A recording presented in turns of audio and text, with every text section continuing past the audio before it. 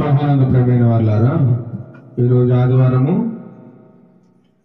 ఫిబ్రవరి నెల 18వ తారీఖు 2024వ సంవత్సరము పునరుత్థాన దినములో ఈ విధంగా కూడుకుని మరొకసారి దేవుని ఆరాధించడానికి దేవుడు మనకు గొప్ప అవకాశాన్ని ఇచ్చినందుకు దేవాది దేవునికి వందనాలు స్తోత్రాలు చెల్లిస్తూ ప్రార్థన చేసుకుని ఈ యొక్క ఆరాధనను ప్రారంభం చేసుకుందాం.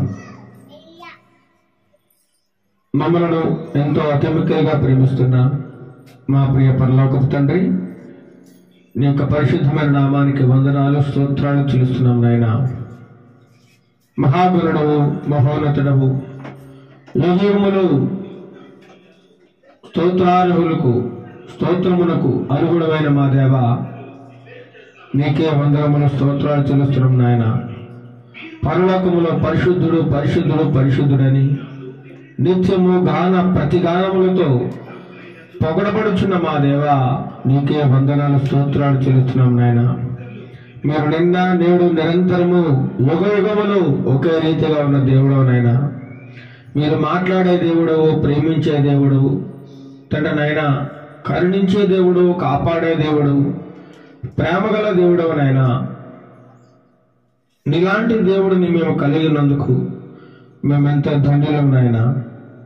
ఈ ఉదయకాల సమయంలో నిన్ను మరి ఒకసారి ధ్యానం చేసుకున్నాయన, నిన్ను స్తుతించడానికి, నిన్ను ఘనపరచడానికి మీరు ఇచ్చిన గొప్ప అవకాశాన్ని బట్టి మీకే వందనాలు స్తోత్రాలు చెల్లిస్తున్నాం నాయన. ఎక్కడ ఇద్దరు ముగ్గురు కూడుకుని నా నామంలో ప్రార్థన చేస్తారో లేదా నన్ను ఆరాధిస్తారో వారి మధ్యలో ఉంటారని మీరు సెలవిచ్చిన దేవా, మీకే వందనాలు స్తోత్రాలు చెల్లిస్తున్నాం నాయన. ఈ యొక్క ఆరాధనలో మీరు ఉండండి ప్రభువా. ఈ యొక్క ఆరాధనలో పాల్గొన్న బిడ్డలను మీరు దీవించండి, ఆశీర్వదించండి. ఈ లోకము నాయన అంత్యకాలంలో అపాయకరమైన దినములలో మేము ఉన్నాము నాయన. ఎటు చూసిన భయంకరమైన వార్తలు మేము వింటూ ఉన్నాము నాయన.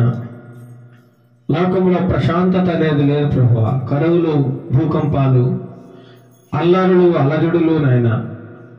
దేశం మీదకి దేశము, రాజ్యం మీదకి రాజ్యములు, ప్రజల మీదకి ప్రజలు తండ్రి నాయన ఎంతో తిరుగుబాటు చేస్తూ ఎంతో నాశనానికి చేరువైపోతున్న లోకములో మేమున్నాం ప్రభువా. ఈ లోకంలో ఉన్నప్పటికీ ఈ లోక మాలిన్యం మాకు అంటకుండా మమ్మల్ని ప్రత్యేకపరిచి నీ బిడ్డలుగా మమ్మల్ని చేసుకుని వాడుకుంటున్నందుకు మీకు వందనాలు స్తోత్రాలు చెల్లిస్తున్నాం నాయన. మేము ఈ సమయంలో నిన్ను పాటలు పాడుచూ ఉండగా, నిన్ను స్తుతిస్తూ ఉండగా మా స్తుతుల మీద మీరు ఆశీర్వదించండి ఉండండి ప్రభువా. ఆరాధన ఆదరించేంత వరకు నీకు మహిమకరముగాను అనేకులకు ఆశీర్వాదకరముగాను జరగడానికి నీ కృపా సహాయము దయచేయండి నాయన. రాబో కాలంలో అనేక చోట్ల ఈ పరిచర్య విస్తరింపబడ్డానికి, నిన్ను ఇంకా ఘనముగా నిన్ను స్తుతించడానికి, మహిమపరచడానికి నీ కృపా సహాయము దయచేయండి నాయన. ఎటు చూసిన సాతానుడు నాయన చెలరేగిపోతూ నీ నామాన్ని అడగదొక్కాలని, నీ నామాన్ని లోకములో ప్రకటింపబడకుండా ఆపాలని దుష్ట శక్తులు, దురాత్మ శక్తులు ఎంతగానో ప్రయత్నిస్తున్నప్పటికీ ఈ సువార్త నానాటికి విలువగా ప్రబలమవుతూ ఉంది నాయన.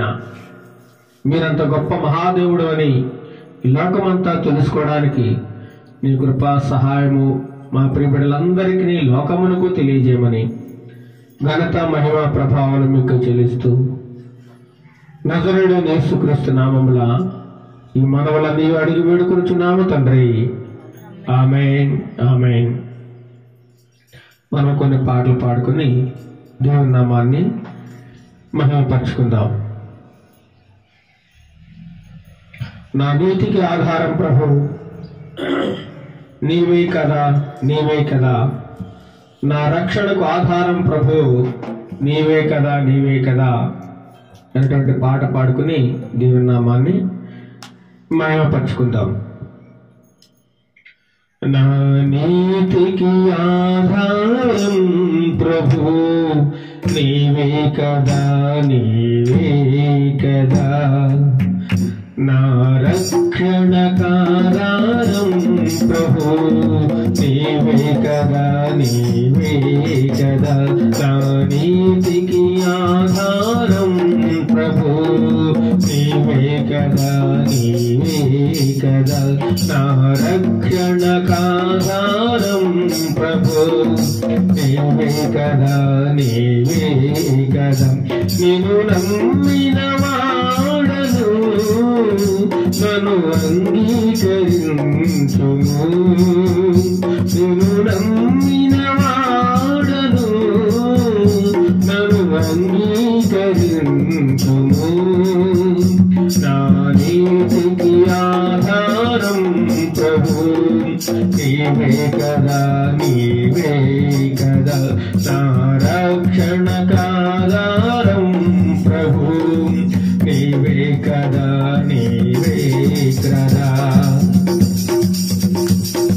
నా శ్రమల మొరపెట్టగా కన్నీరు తుడిచావయ్యా, నిన్ను గాక మరిదేని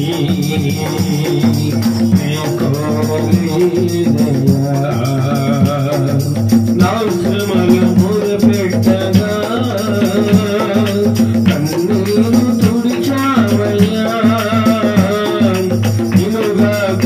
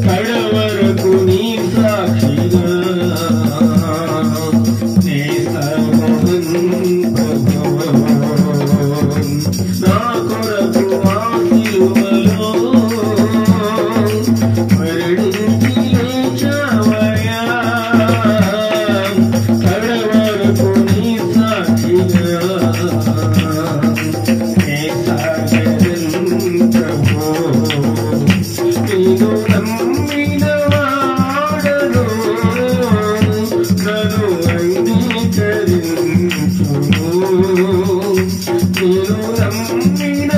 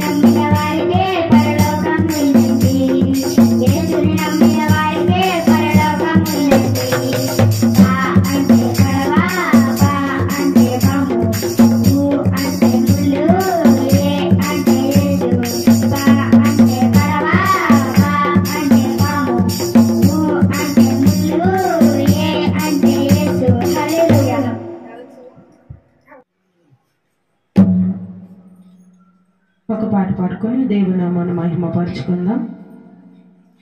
జీవితంలో నీలా ఉండాలని యేసు నాలో ఎంతో ఆశున్నది. జీవితంలో నీలా ఉండాలని యేసు నాలో ఎంతో ఆశున్నది. తీరునా నా కోరిక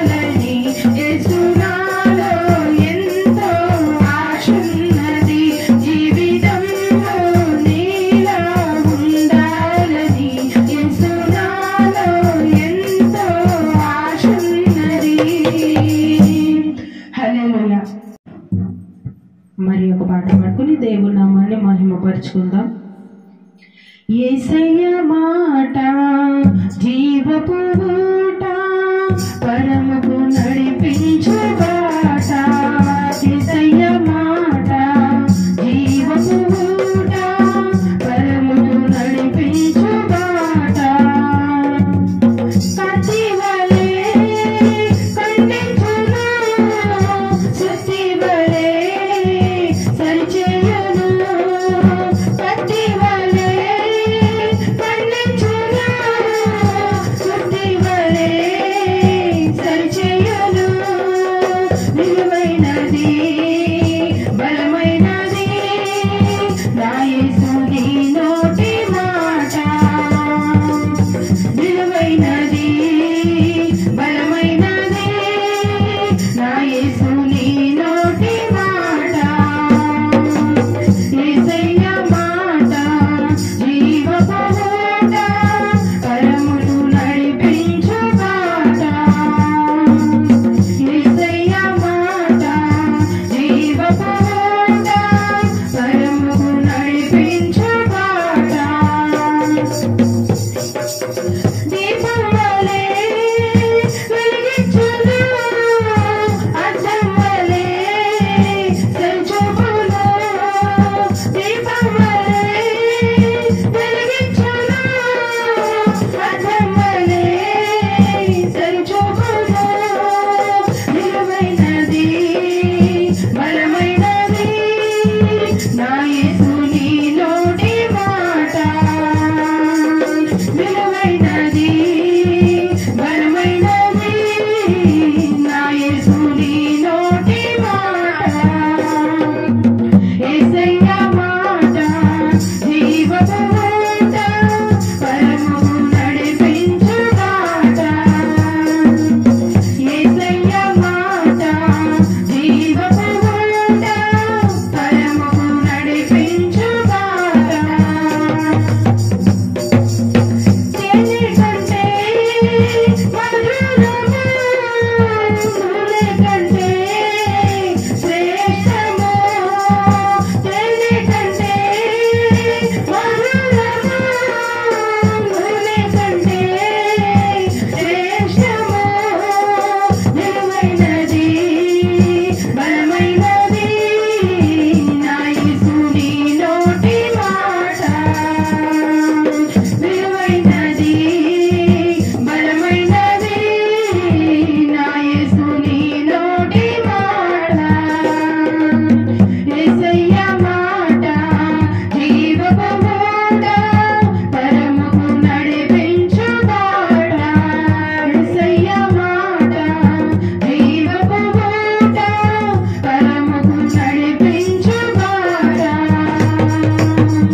హల్లెలూయా.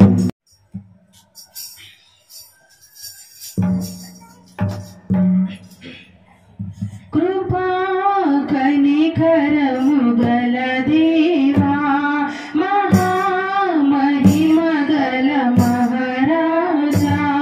కృపా కనికరము గల దేవా, మహామహిమ గల మహారాజా.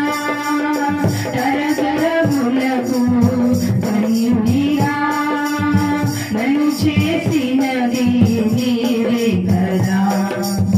తరతరములకు ధన్యునిగా నన్ను చేసినది నీవే కదా.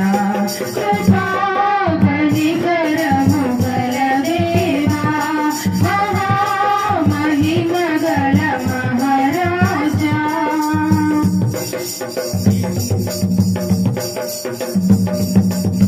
నీతిలేని కనికరమే నన్ను బ్రతికించినది, మించిన కృపతో సంతృప్తి పరచినది.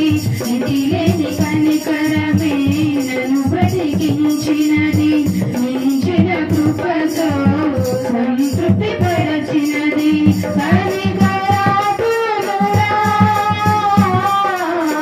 యేసయ్య స్తోత్రము. కనికరాపునుడా యేసయ్య స్తోత్రము. ఆరాధన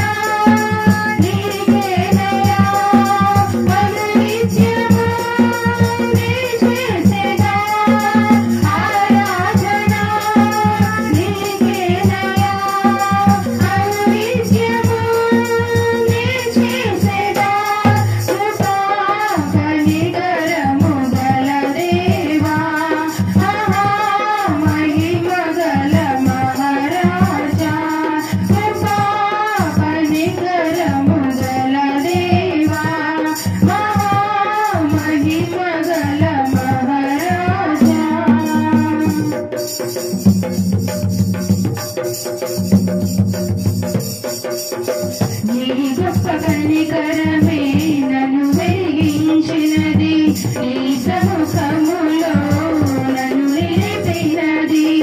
నీ గొప్ప కనికరమే నన్ను వెలిగించినది, నీ సముఖములో నన్ను నిలిపినది. సత్య సంపూర్ణుడా యేసయ్యా స్తోత్రము. కృపా సత్య సంపూర్ణుడా యేసయ్యా స్తోత్రము. ఆరాధన నీకేనయ్యా అనునిత్యము నీ చేసెదా. ఆరాధన నీకేనయ్యా అనునిత్యము నీ చేసెదా. కృపా కనికరము గల దేవా, మహిమ గల మహారాజా. కృపా కనికరము గల దేవా, మహిమ గల మహారాజా.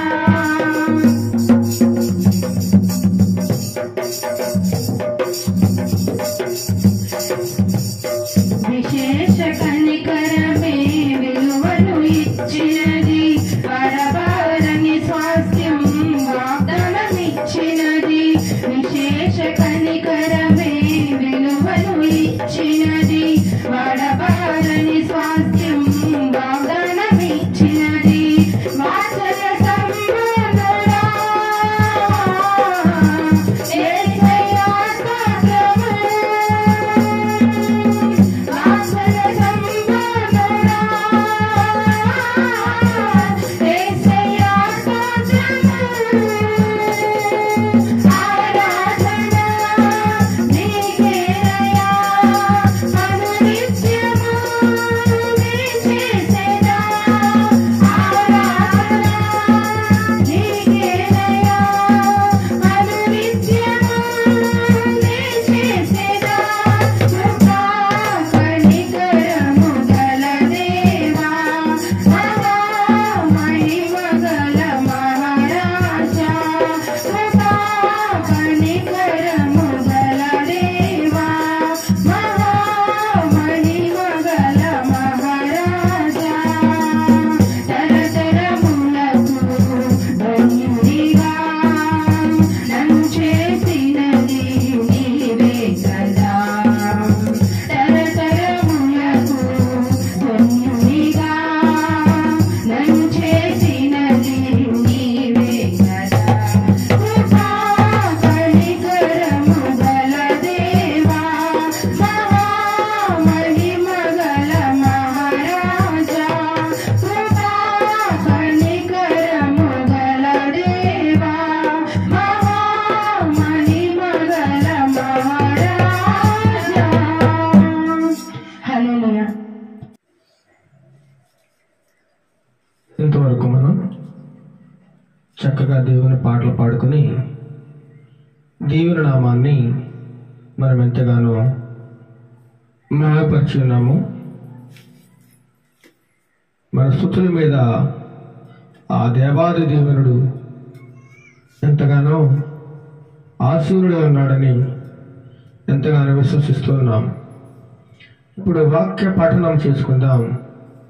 దావీదు భక్తుడు వ్రాసినటువంటి కీర్తనల గ్రంథం నుండి 101వ కీర్తన మొదటి నుండి చివరి వరకు మన మధ్యలో ఉన్న ప్రభులకు వచ్చి చదివినిపిస్తారు.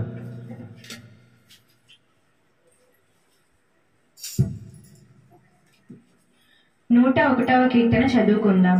నేను కృపను గూర్చియు న్యాయమును గూర్చియు పాడెదను. యెహోవా నిన్ను కీర్తించెదను.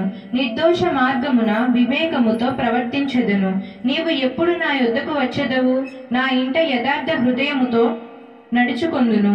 నా కన్నుల ఎదుట నేను ఏ దుష్కార్యమును ఉంచుకొనను. భక్తి మార్గము తొలగిన వారి క్రియలు నాకు అసహ్యములు, అవి నాకు అంటనీయను. మూర్ఖ చిత్తుడు నా యొద్ద నుండి తొలగిపోవలెను. దౌష్ట్యమును నేను అనుసరింపను. తమ పొరుగు వారిని చాటున దూషించు వారిని నేను సంహరించదను. అహంకార దృష్టి గల వారిని, గర్వించిన హృదయము గలవారిని నేను సహింపను. నా యొద్ద నివసించినట్లు దేశములో నమ్మకస్తులైన వారిని నేను కనిపెట్టుచున్నాను. నిర్దోష మార్గమందు నడుచువారు నాకు పరిచారకులగుదురు. మోసము చేయువాడు నా ఇంట నివసింపరాదు. అబద్ధములాడువాడు నా కన్నుల ఎదుట నిలువడు. యెహోవా పట్టణములో నుండి పాపము చేయువారినందరినీ నిర్మూలము చేయుటకై దేశమందలి భక్తిహీనులందరినీ ప్రతి ఉదయమున నేను సంహరించదను. దేవుడు తన పరిశుద్ధ వాక్యము దీవించును గాక. ఆమేన్. చదివిన వాక్య భాగమును బట్టి దేవునికి మహిమ కలుగును గాక. చదివిన బిడ్డను దేవుడు బహుగా దీవించి ఆశీర్వదించును గాక. ఇందులో ఒక మాట మనం చూడగలం. నా యొద్ద నివసించినట్లు దేశంలో ఎలాంటి వారు కావాలి దేవుడికి? నమ్మకస్తులైన వారు నేను కనిపెట్టుచున్నాను.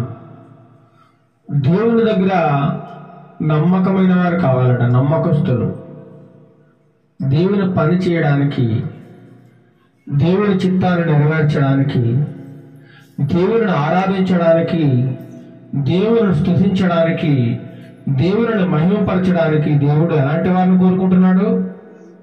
నమ్మకస్తులైన వారిని కోరుకుంటున్నాడు.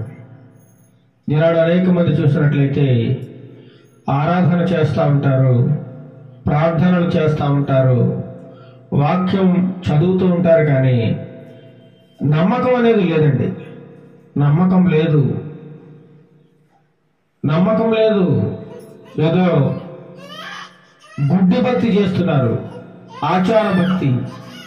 ఏదో అందరూ పాడుతున్నారు కదా నేను పాడాలి, అందరూ చదువుతున్నారు కదా నేను చదవాలి, అందరూ ప్రార్థన చేస్తున్నారు కదా నేను ప్రార్థిస్తే బాగుంటుంది అనే ఉద్దేశంతో చేస్తున్నారు తప్ప ఆచారబద్ధంగా హృదయపూర్వకంగా ఆయనను ఆరాధించేవారు కావాలి, నమ్మకమైన వారు కావాలి, నమ్మకస్తులైన వారి గురించి నేను కనిపెడుతున్నానని దేవుడు దావీదు భక్తుడి ద్వారా మనకు తెలియజేస్తా ఉన్నాడు. ఆయన దగ్గర నివాసం చేయాలంటే, ఆయన సన్నిధిలో నివసించాలంటే ఎలాంటి వారు కావాలండి? నమ్మకస్తులైన వారు. దేవుడు నమ్మదగిన వాడు. ఆయన పేరే అవుననివాడు, ఉన్నాననివాడు. దేవుడు అనగా అర్థం ఏంటంటే, యెహోవా అంటే అవుననివాడు, ఉన్నాను అనివాడు. అలాంటి ఉన్నాను అనేటువంటి దేవుడు ఎలాంటి వారి కోసం కనిపెడుతున్నారంటే, దేశంలో నమ్మకస్తులు ఎవరైనా ఉన్నారా? నన్ను యథార్థముగా ఆరాధించేవారు ఎవరైనా ఉన్నారా? నన్ను నిజాయితీగా ప్రార్థించేవారు, ఏ దోషము లేకుండా, ఏ కల్మషము లేకుండా, హృదయములు ఎటువంటి దోషము లేకుండా యథార్థమైన మనస్సుతో ఆరాధించేవారు ఎవరైనా ఉన్నారా అని దేవుడట కనిపెడుతూ ఉన్నాడట. అలాంటి వారు కావాలని. మరి ఈనాడు చూసినట్లయితే అలాంటి వారు కొదువైపోయారు. కొదువైపోయారు కాబట్టి దేవుడి మాట వ్రాయించాడండి. అందరూ నమ్మకస్తులుగా ఉంటే దేవుడు బైబిల్లో దావీదు భక్తుడి ద్వారా ఈ మాట ఎందుకు పలికించాడు కదా. యథార్థమైన నా యొద్ద నివసించినట్లు దేశములో నమ్మకస్తులైన వారిని నేను కనిపెడుచున్నాను. నిర్దోష మార్గములో నడుచువారు నాకు ఎలాంటి వారు? పరిచారకులగుదురు. దేవుని పరిచారం చేయాలంటే ఎలా ఉండాలి? నిర్దోషమైన మార్గములో, ఎటువంటి దోషము లేనటువంటి, ఇటువంటి కళంకము లేనటువంటి మార్గములో మనం నడవాలి. ఆ మార్గం ఎవరు? యేసుక్రీస్తు ప్రభువారు. యేసుక్రీస్తు ప్రభువారు అంటారు, నేనే మార్గమును, నేనే సత్యమును, నేనే జీవమునే ఉన్నాను. నా ద్వారా తప్ప తండ్రి వద్దకు ఎవడు చేరలేడట. ఆ పరలోక రాజ్యం చేరాలంటే, ఆ దేవుని సన్నిధానంలో మనం ఉండాలంటే నిత్యము యుగయుగములు యేసుక్రీస్తు ప్రభు ద్వారా మాత్రమే అది సాధ్యమవుతుంది తప్ప ఈ లోకములో ఏ మార్గంలో నడిచినా మనం ఆ యొక్క నిత్య రాజ్యాన్ని చేరుకోలేమని దేవుని యొక్క వాక్యం సెలవిస్తూ ఉంది. దేవుని మాటలను దీవించునుగాక. మనం కొద్ది నిమిషాలు స్తుతి ఆరాధన చేసుకుని ఆయనకి ఎంతో ఇష్టమైన స్తుతులు చెల్లిస్తూ, స్తుతి ఆరాధన చెల్లిస్తూ, స్తుతి యాగం అర్పిస్తూ ఆయనను కొద్ది నిమిషాలు ధ్యానించుకుందాం. మనమందరం కొద్దిసేపు స్తుతి ఆరాధన చేసుకుని దేవాది దేవుని స్తుతి ఆరాధనలో నడిపించుకుందాం. స్తుతి స్తుతి స్తుతి స్తోత్రం స్తోత్రం స్తోత్రం స్తోత్రం. దీర్ఘశాంతుడా నీకే స్తోత్రం స్తోత్రం. దయగలిగిన మా తండ్రి నీకే స్తోత్రం స్తోత్రం స్తోత్రం. కృపా సమృద్ధి కలిగిన తండ్రి నీకే స్తోత్రం స్తోత్రం స్తోత్రం. దయా దాక్షిణ్య పూరుడా నీకే స్తోత్రం స్తోత్రం. ఆశ్చర్యకరుడా స్తోత్రం. అద్భుతకారులు చే దేవా స్తోత్రం స్తోత్రం స్తోత్రం. హల్లెలూయా హల్లెలూయా హల్లెలూయా హల్లెలూయా. మేలు చేయబడానికే స్తోత్రం స్తోత్రం స్తోత్రం స్తోత్రం. నీ మేలులతో నిత్యము మమ్మల్ని నింపబడానికే స్తుతి స్తుతి స్తుతి స్తుతి స్తుతి. కృపా కనికరములు కలిగిన దేవానికి స్తోత్రం స్తోత్రం స్తోత్రం స్తోత్రం. నీ కనికరం నిత్యము మాపై నిలుపుతున్నందుకు వేలాది స్తుతులు స్తుతులు స్తుతులు. హల్లెలూయా హల్లెలూయా హల్లెలూయా హల్లెలూయా హల్లెలూయా హల్లెలూయా. పరిశుద్ధుడు పరిశుద్ధుడు అని నిత్యము నీ దూతలచే పొగడబడుచున్న దేవా స్తోత్రం. కొనియాడబడుచున్న దేవా స్తోత్రం. హల్లెలూయా హల్లెలూయా హల్లెలూయా హల్లెలూయా హల్లెలూయా. నీ కనికరం నీ ప్రేమ నీ జాలి నిత్యం మాపై నిలుపుతున్నందుకు వేలాది స్తుతులు స్తుతులు స్తుతులు స్తుతి స్తుతి స్తుతి స్తుతి స్తుతి. నీ ఘనమైన నామానికి వేలాది స్తుతులు స్తోత్రములు. నీ బలమైన నామానికి వేలాది స్తుతులు స్తోత్రములు స్తుతి స్తుతి. హల్లెలూయా హల్లెలూయా హల్లెలూయా. పరిశుద్ధుడానికి స్తోత్రం. జీవం కలిగిన దేవానికి స్తోత్రం. సత్యవంతుడానికి స్తోత్రం స్తోత్రం. హల్లెలూయా హల్లెలూయా హల్లెలూయా హల్లెలూయా. న్యాయాధిపతి నీకే స్తోత్రం స్తోత్రం స్తోత్రం. నిత్యము జీవించుచున్న మా తండ్రి నీకే స్తోత్రం స్తోత్రం స్తోత్రం. హల్లెలూయా హల్లెలూయా హల్లెలూయా హల్లెలూయా హల్లెలూయా హల్లెలూయా. మా స్తుతికి కారణభూతుడైన దేవా నీకే స్తోత్రం. మా స్తుతులు అందుకొనదగిన దేవా నీకే స్తోత్రం స్తోత్రం. మా స్తుతులు అందుకొనదగిన ఏకైక నిజమైన దేవ నీకే స్తుతి స్తుతి స్తుతి స్తోత్రం. హల్లెలూయా హల్లెలూయా హల్లెలూయా హల్లెలూయా హల్లెలూయా. నీకే మహిమ మహిమ నీకే ఘనత నీకే ప్రభావములు.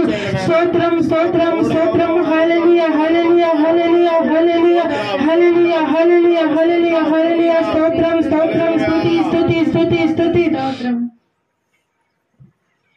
తనువంత నీకే బ్రతుకంత నీకే నాదంత నీవే సర్వము నీవే.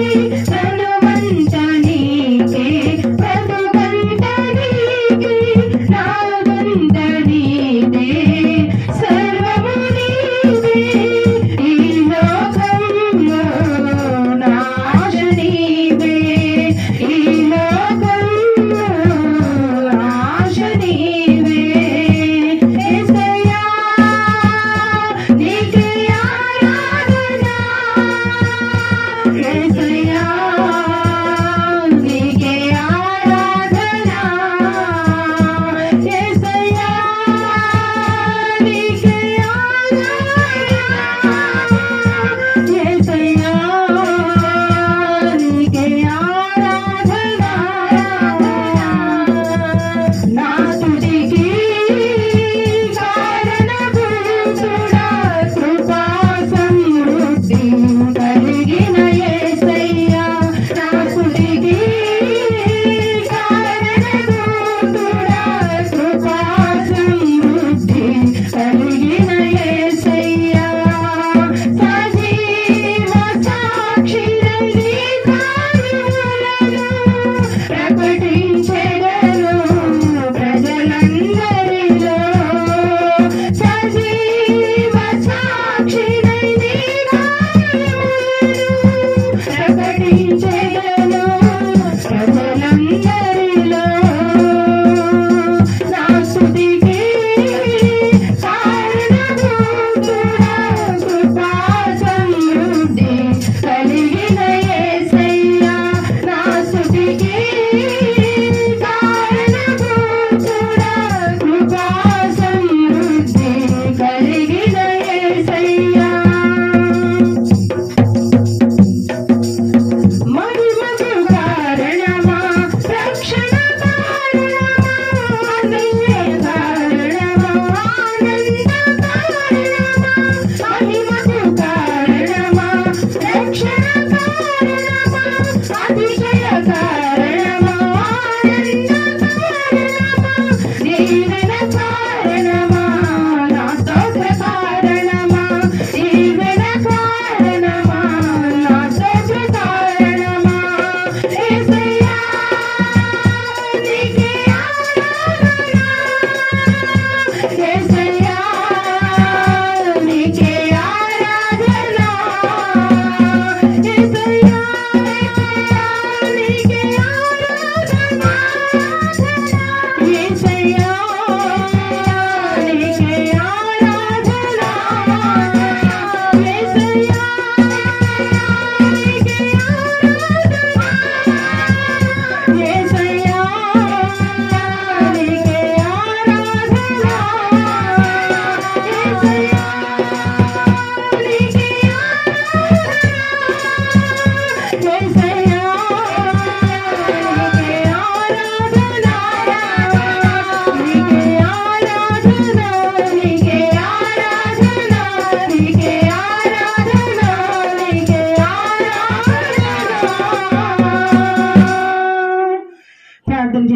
మహోన్నతుడ మహాగణుడా నీ సజీవ పాదాలకు వేలాది స్తుతులు స్తోత్రములు చెల్లించుకుంటున్నామయ్యా. యేసయ్యా నీకే స్తుతులు స్తోత్రములు తండ్రి ప్రభా. మా స్తుతికి కారణభూతుడు నీవే తండ్రి ప్రభా. నిజమైన దేవా, జీవం కలిగిన దేవా, నీకే స్తుతులు స్తోత్రములు. ఏమిచ్చిన రుణాన్ని మేము తీర్చలేం ప్రభా. మా విరిగి నలిగిన హృదయంతో కేవలం నీకు స్తుతులు అర్పించుచుండగా మా స్తుతులపై మీరు ఆశీనుడు కమ్మని అడుగుచున్నాం. మా స్తుతులుగా అర్హుడవి నీవు ఒకడవే తండ్రి ప్రభా. నిజమైన దేవుడివి, నమ్మకమైన దేవా, నీకే స్తోత్రములు స్తుతులు చెల్లించుకుంటున్నాం తండ్రి. అయ్యా గడిచిన వారం నుండి వారం వరకు నన్ను మమ్మలను ప్రతి ఒక్కరిని నీ సజీవ రెక్కల కింద కాచి కాపాడేందుకు వేలాది స్తుతులు స్తోత్రములు. ఇంతవరకు జరిగిన ఆరాధనంతట్లో మీరున్నారని నమ్ముచున్నాం తండ్రి. కేవలం మీరే మహిమ పొందుకోనమని అడుగుచున్నాం, మీరే ఘనత పొందుకోనమని అడుగుచున్నాం. ఈ ఆరాధన ద్వారా తండ్రి ప్రభా మీరే మహిమ పొందండి. నీకే స్తుతులు స్తోత్రములు తండ్రి ప్రభానైనా. అయ్యా తండ్రి ఎంతవరకు జరిగిన ఆరాధన అంతట్లో మీరు ఉన్నారని నమ్మచ్చు. నీ దైవ సేవకుని అభిషేకించండి. ముందున్న వాక్యం ద్వారా మాతో మాట్లాడమని అడుగుచున్నాం. ప్రతి ఒక్కరితో ప్రభు నీ ఆత్మీయ ఆహారాన్ని వివరించమని అడుగుచున్నాం. ప్రతి ఒక్కరికి వినుగల చెవులు, గ్రహించగల మనసు దయచండి. నీ దైవ సేవకుని అభిషేకించండి. ఏడంతల ఆత్మతో నింపండి. నీ సేవకునికి నోటికి బోరుగా ఉండి ప్రభా నీ ఆత్మీయ ఆహారాన్ని ప్రతి ఒక్కరికి అందించండి తండ్రి. ఇక్కడ కూడి ఉన్న ప్రతి ఒక్కరిని దీవించండి, ఆశీర్వదించండి, బలపరచండి. ఆన్లైన్లో వింటున్న ప్రతి బిడ్డని, ప్రతి కుటుంబాన్ని కూడా మీరే బలపరచండి, దీవించండి ప్రభా. ఇంకా ఎవరైతే ప్రభా నమ్మకి ఉన్నారు, మారకి ఉన్నారు ప్రభా, నిన్ను తెలుసుకోవడానికి, నిజమైన రక్షకుడు నీవని ఎరగడానికి ప్రభా ప్రతి బిడ్డకి నీ సహాయము దయచేయండి. నువ్వు రక్షించే దేవుడు అని ప్రతి ఒక్కరూ తెలుసుకోవడానికి నీ కృపను ప్రతి బిడ్డకి చూపమని అడుగుచున్నాం. ఈ ఉదయకాల సమయం ప్రభానైనా మా స్తుతులపై మీరే ఆశీర్వాదం కమ్మని అడుగుచు, మా స్తుతులపై మీరే మహిమ పొందుకోమని అడుగుచు. ఈ చిన్న స్తుతి ఆరాధన యేసయ్య పరిశుద్ధ నామములో అడిగి వేడుకొనిచున్నాం తండ్రి, ఆమేన్. దేవునికి స్తోత్రం. హల్లెలూయా, హల్లెలూయా. ప్రభునందు ప్రియమైన వాళ్ళారా, ఇంతవరకు మనం ఆరాధనలో భాగముగా పాటలు పాడుకున్నాము, వాక్య పఠనం, స్తుతి ఆరాధన చేసుకుని దేవాది దేవుని మహిమపరిచున్నాము. ఇప్పుడు కొద్ది నిమిషములు ఆయనను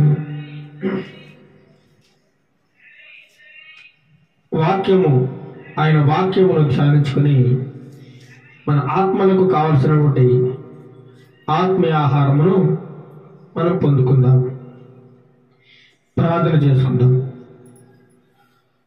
మహాగురుడా, మహోన్నతుడా, నీకే వందనాలు, స్తోత్రాలు చెల్లిస్తున్నాం నాయన. ఇప్పుడు నీ వాక్యాన్ని ధ్యానిస్తుండగా వినగలిగే చెవులను, గ్రహించగలిగే హృదయమును మా ప్రియబిడ్డలందరికీ దయచేయండి నాయన. వాక్యము మనుషులను బ్రతికిస్తుంది ప్రభువా. ఈనాడు అనేక మంది నశించిపోతూ ఉన్నారంటే కేవలము వారి హృదయములలో వాక్యము లేకనే నశించిపోతున్నారని నీ దైవ గ్రంథం సెలవుస్తుంది నాయన. వాక్యం అనగా దేవుని మాట. నీ నోట నుండి వచ్చే ప్రతి మాట వలన నరులు అనగా మనుషులు బ్రతుకుతారని నీ వాక్యం సెలవుస్తుంది ప్రభువా. ఎందుకంటే నీ మాటలో అంత శక్తి ఉంది, నీ వాక్యములకు అంత పవర్ ఉంది ప్రభువా. ఎంతటి కఠినాత్ములనైనా కరిగించగలిగే గొప్ప శక్తిని వాక్యానికి ఉంది నాయన. అటువంటి వాక్యమును మేము ధ్యానిస్తుండగానైనా మాట్లాడేది నేను కాదు, కానీ మీరే నాతో, మాతో, మా అందరితో మాట్లాడండి ప్రభు. ఘనత మహిమ మీరే పొందుకోమని యేసు నామములో ప్రార్థిస్తున్నాం తండ్రి, ఆమేన్, ఆమేన్. ఈరోజు మన వాక్య ధ్యానాంశము ఏమనగా, ఈరోజు మన వాక్య ధ్యానాంశము ఓర్పు. చెప్పండి, ఓర్పు. ఓర్పు అనగా అర్థం ఏమిటంటే సహించుట. ఏంటి? సహించుట అనగా సహనము కలిగి జీవించుట. ఓర్పు అంటే సహించడము, సహనము కలిగి జీవించడం. ఎవరైతే ప్రతి విషయంలోనూ ఓర్చుకుని, తట్టుకుని, సహనము కలిగి ఎవరైతే జీవిస్తారో వారు ఓర్పు గలవారు అన్నమాట. ఓర్పు గలవారు. ఓర్పు అనేది మనిషికి చాలా అవసరం అండి. ఓర్పు అనగా కష్ట నష్టాలను కూడా ఓర్చుకోవడం. ఈనాడు సమాజమునకు లోపించింది ఏమిటంటే, చిన్నల నుండి పెద్దల వరకు, యవనస్తులకు, వృద్ధులకు, పిల్లలకు, మనుషులందరికీ లోపించింది ఏంటంటే ఓర్పు. ఏంటండి? ఓర్పు. ఓర్చుకునే స్వభావం లేదు. సహించుకోవడం అనేది మనుషులకు చాలా కష్టంగా ఉంది. ఒక చిన్న మాట అన్నా సరే తట్టుకోలేని స్థితిలో ఉన్నాం. మనం ఏమాత్రము భరించలేని స్థితిలో ఉన్నాం. చిన్న మాట కూడా మనం సహించలేము అన్నమాట.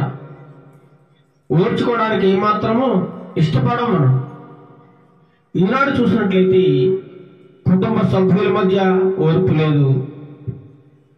ఉద్యోగం చేసే చోట ఉద్యోగుల మధ్య ఓర్పు లేదు. ఆఫీసులో అధికారులకు ఓర్పు లేదు.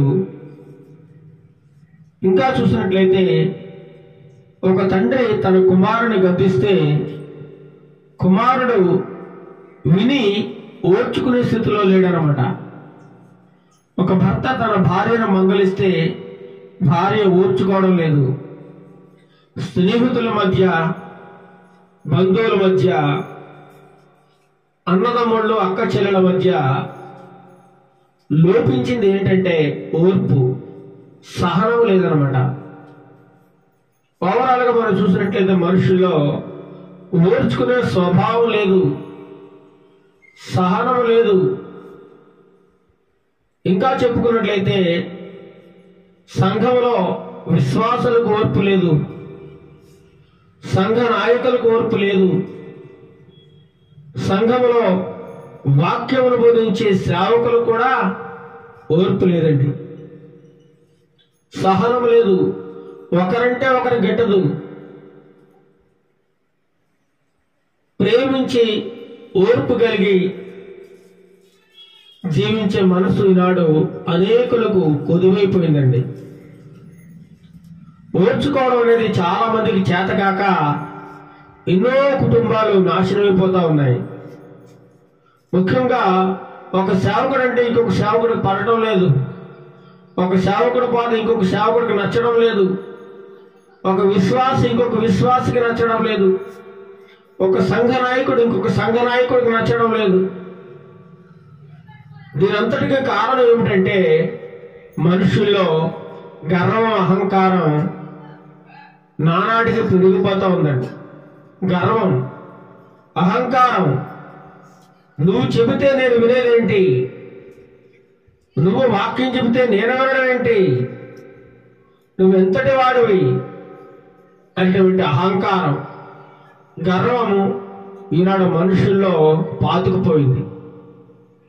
గౌరవ మర్యాదలు అనేవి సమాజంలో లేకుండా పోయాయండి. ఓర్చుకోలేకపోవడం వల్ల ఎన్నో కుటుంబాలు చీలిపోతా ఉన్నాయి. బంధుత్వాలు, బాంధవ్యాలు కూడా తెగిపోతా ఉన్నాయి. కారణం ఏంటంటే ఓర్పు లోపించింది, సహనము లేదు. తగ్గి జీవించడానికి ఈనాటి ప్రజలు ఏమాత్రం ఇష్టపడడం లేదండి. తగ్గేదే లేదంటున్నారు. ఏ విషయంలో కూడా తగ్గడానికి ఇష్టపడడం లేదు. ఎవరైతే తనను తాను తగ్గించుకుంటూ ఉంటాడో వాడు ఏమవుతాడట?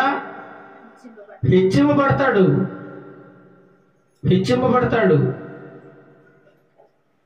చూడండి, మనం చదువుకుంటా ఉంటాం. చదువులో కంచు మోగినట్లు కనకంబు మురుగునా. కంచు ఉంది, దానికి విలువ తక్కువ.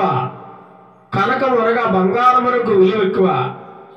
అయినా కంచు మోగినట్లు బంగారం మోగుతుందా? మోగదు. అలాగే ఈ లోకంలో చూసినట్లయితే నీతికి, నిజాయితీకి విలువలు లేకుండా పోయాయి. మనుషుల మధ్య నీతి లేదు, విలువలు లేవు, మానవత్వం లేదు. అన్యాయం, అక్రమం, దోపిడీ. ఏమంటే ఇంకా చూసినట్లయితే ఒకరినొకరు నిందించుకోవడం, ఒకరి మీద ఒకరు విషం కక్కడం, అన్యాయంగా అక్రమంగా మాట్లాడుకోవడం, ఇలా దీనంతటికి కారణం ఏంటంటే మనుషులు ఏమి లోపించిందట? ఓర్పు లోపించింది. ఓర్పు లేదు, సహనం లేదు. మరి ఈ ప్రపంచంలో ఈ మానవాళంతటికి ఒకే ఒక వ్యక్తి ఆదర్శమూర్తిగా నిలబడతా ఉన్నాడు. ఎవరు ఆ వ్యక్తి అంటే, ఓర్పుకి నిర్వచనం చెప్పాలంటే ఒక వ్యక్తి ఉన్నారు. ఎవరైనా యేసుక్రీస్తు ప్రభువారు. యేసుక్రీస్తు ప్రభువారండి. ఆయనను ఎంతగా దూషించిన, అవమానపరిచిన, హేళన చేసిన, ముఖం మీద ఉమ్ము వేసినా సరే, వీపు మీద పిడిగుద్దులు గుద్ది ఎవరు నిన్ను గుద్దారో చెప్పు, పేర్లు చెప్పని ఎంత దారుణంగా ఆయన్ని చిత్రహింసలకు గురి చేసిన ఆయన నోరు తెరిచి ఒక్క మాట కూడా మాట్లాడలేదండి. ఎంత ఓర్పో చూడండి, ఎంత సహనం ఆయనకి. యెరూషలేము వీధులలో భారమైన శిలువను ఆయన వీపు మీద మోపి వెనకాల కొరడాలతో కొడుతూ భయంకరంగా చిత్రవద చేస్తూ తలపై ముండ్లు కిరీటం పెట్టి అదివినప్పుడు భయంకరమైన బాధ, నొప్పి, వేదన, ఎంతో వేదన కలుగుతుందండి. అలాంటి పరిస్థితుల్లో కూడా యేసు ప్రభు వారు ఒకే ఒక మాట మాట్లాడారు. ఏం మాట్లాడారు? వీరేమి చేయుచున్నారో వీరు ఎరుగరు గనుక వీరును క్షమించు ప్రభువా అంటున్నాడు. తండ్రిని వేడుకుంటా ఉన్నాడు. ఎంత ఓర్పు చూడండి ఆయనకి, ఎంత సహనం. తిడుతుంటే ఓర్చుకుంటున్నాడు, కొడుతుంటే ఓర్చుకుంటున్నాడు. ఒళ్ళంతా చిత్రాలు చేసేస్తున్నారు, అయినా సరే ఓర్చుకుంటున్నాడు, తట్టుకుంటున్నాడు. ఎవరిని పల్లెంత మాట కూడా అనడం లేదండి. అదే మనమైతే ఒక్క మాట అంటే 10 మాటలు అంటాం. ఒక్క మాట అంటే 10 మాటలు. ఒక దెబ్బ కొడితే 10 దెబ్బలు కొట్టేస్తాం. కానీ యేసుప్రభు మీద, యేసుప్రభు చెంపలు వాయించేస్తూ ఉంటే మౌనంగా ఉండిపోయాడండి. మౌనం.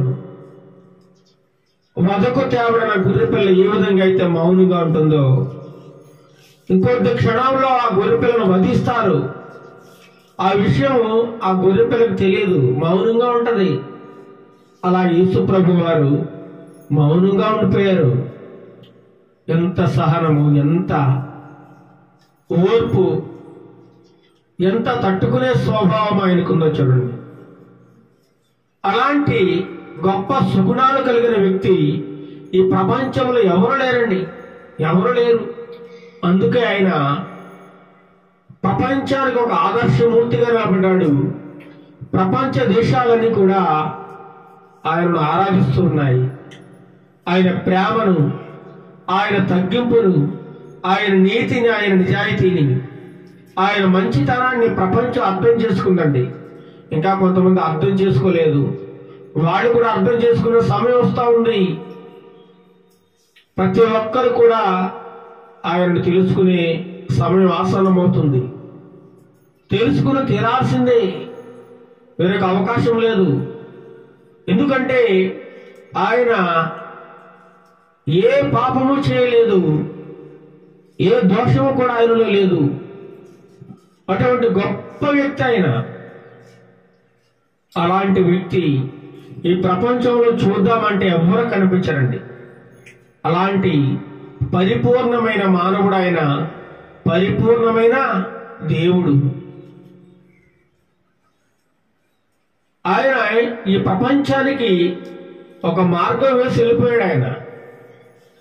ఆయన మార్గంలో నడిచినట్లయితే మనుషులందరూ కూడా క్షేమంగా, సుఖంగా, ఆరోగ్యంగా, సంతోషంగా జీవిస్తారండి. దీనంతటికీ కారణం ఏంటంటే ఓర్పు కావాలి, సహనం కావాలి.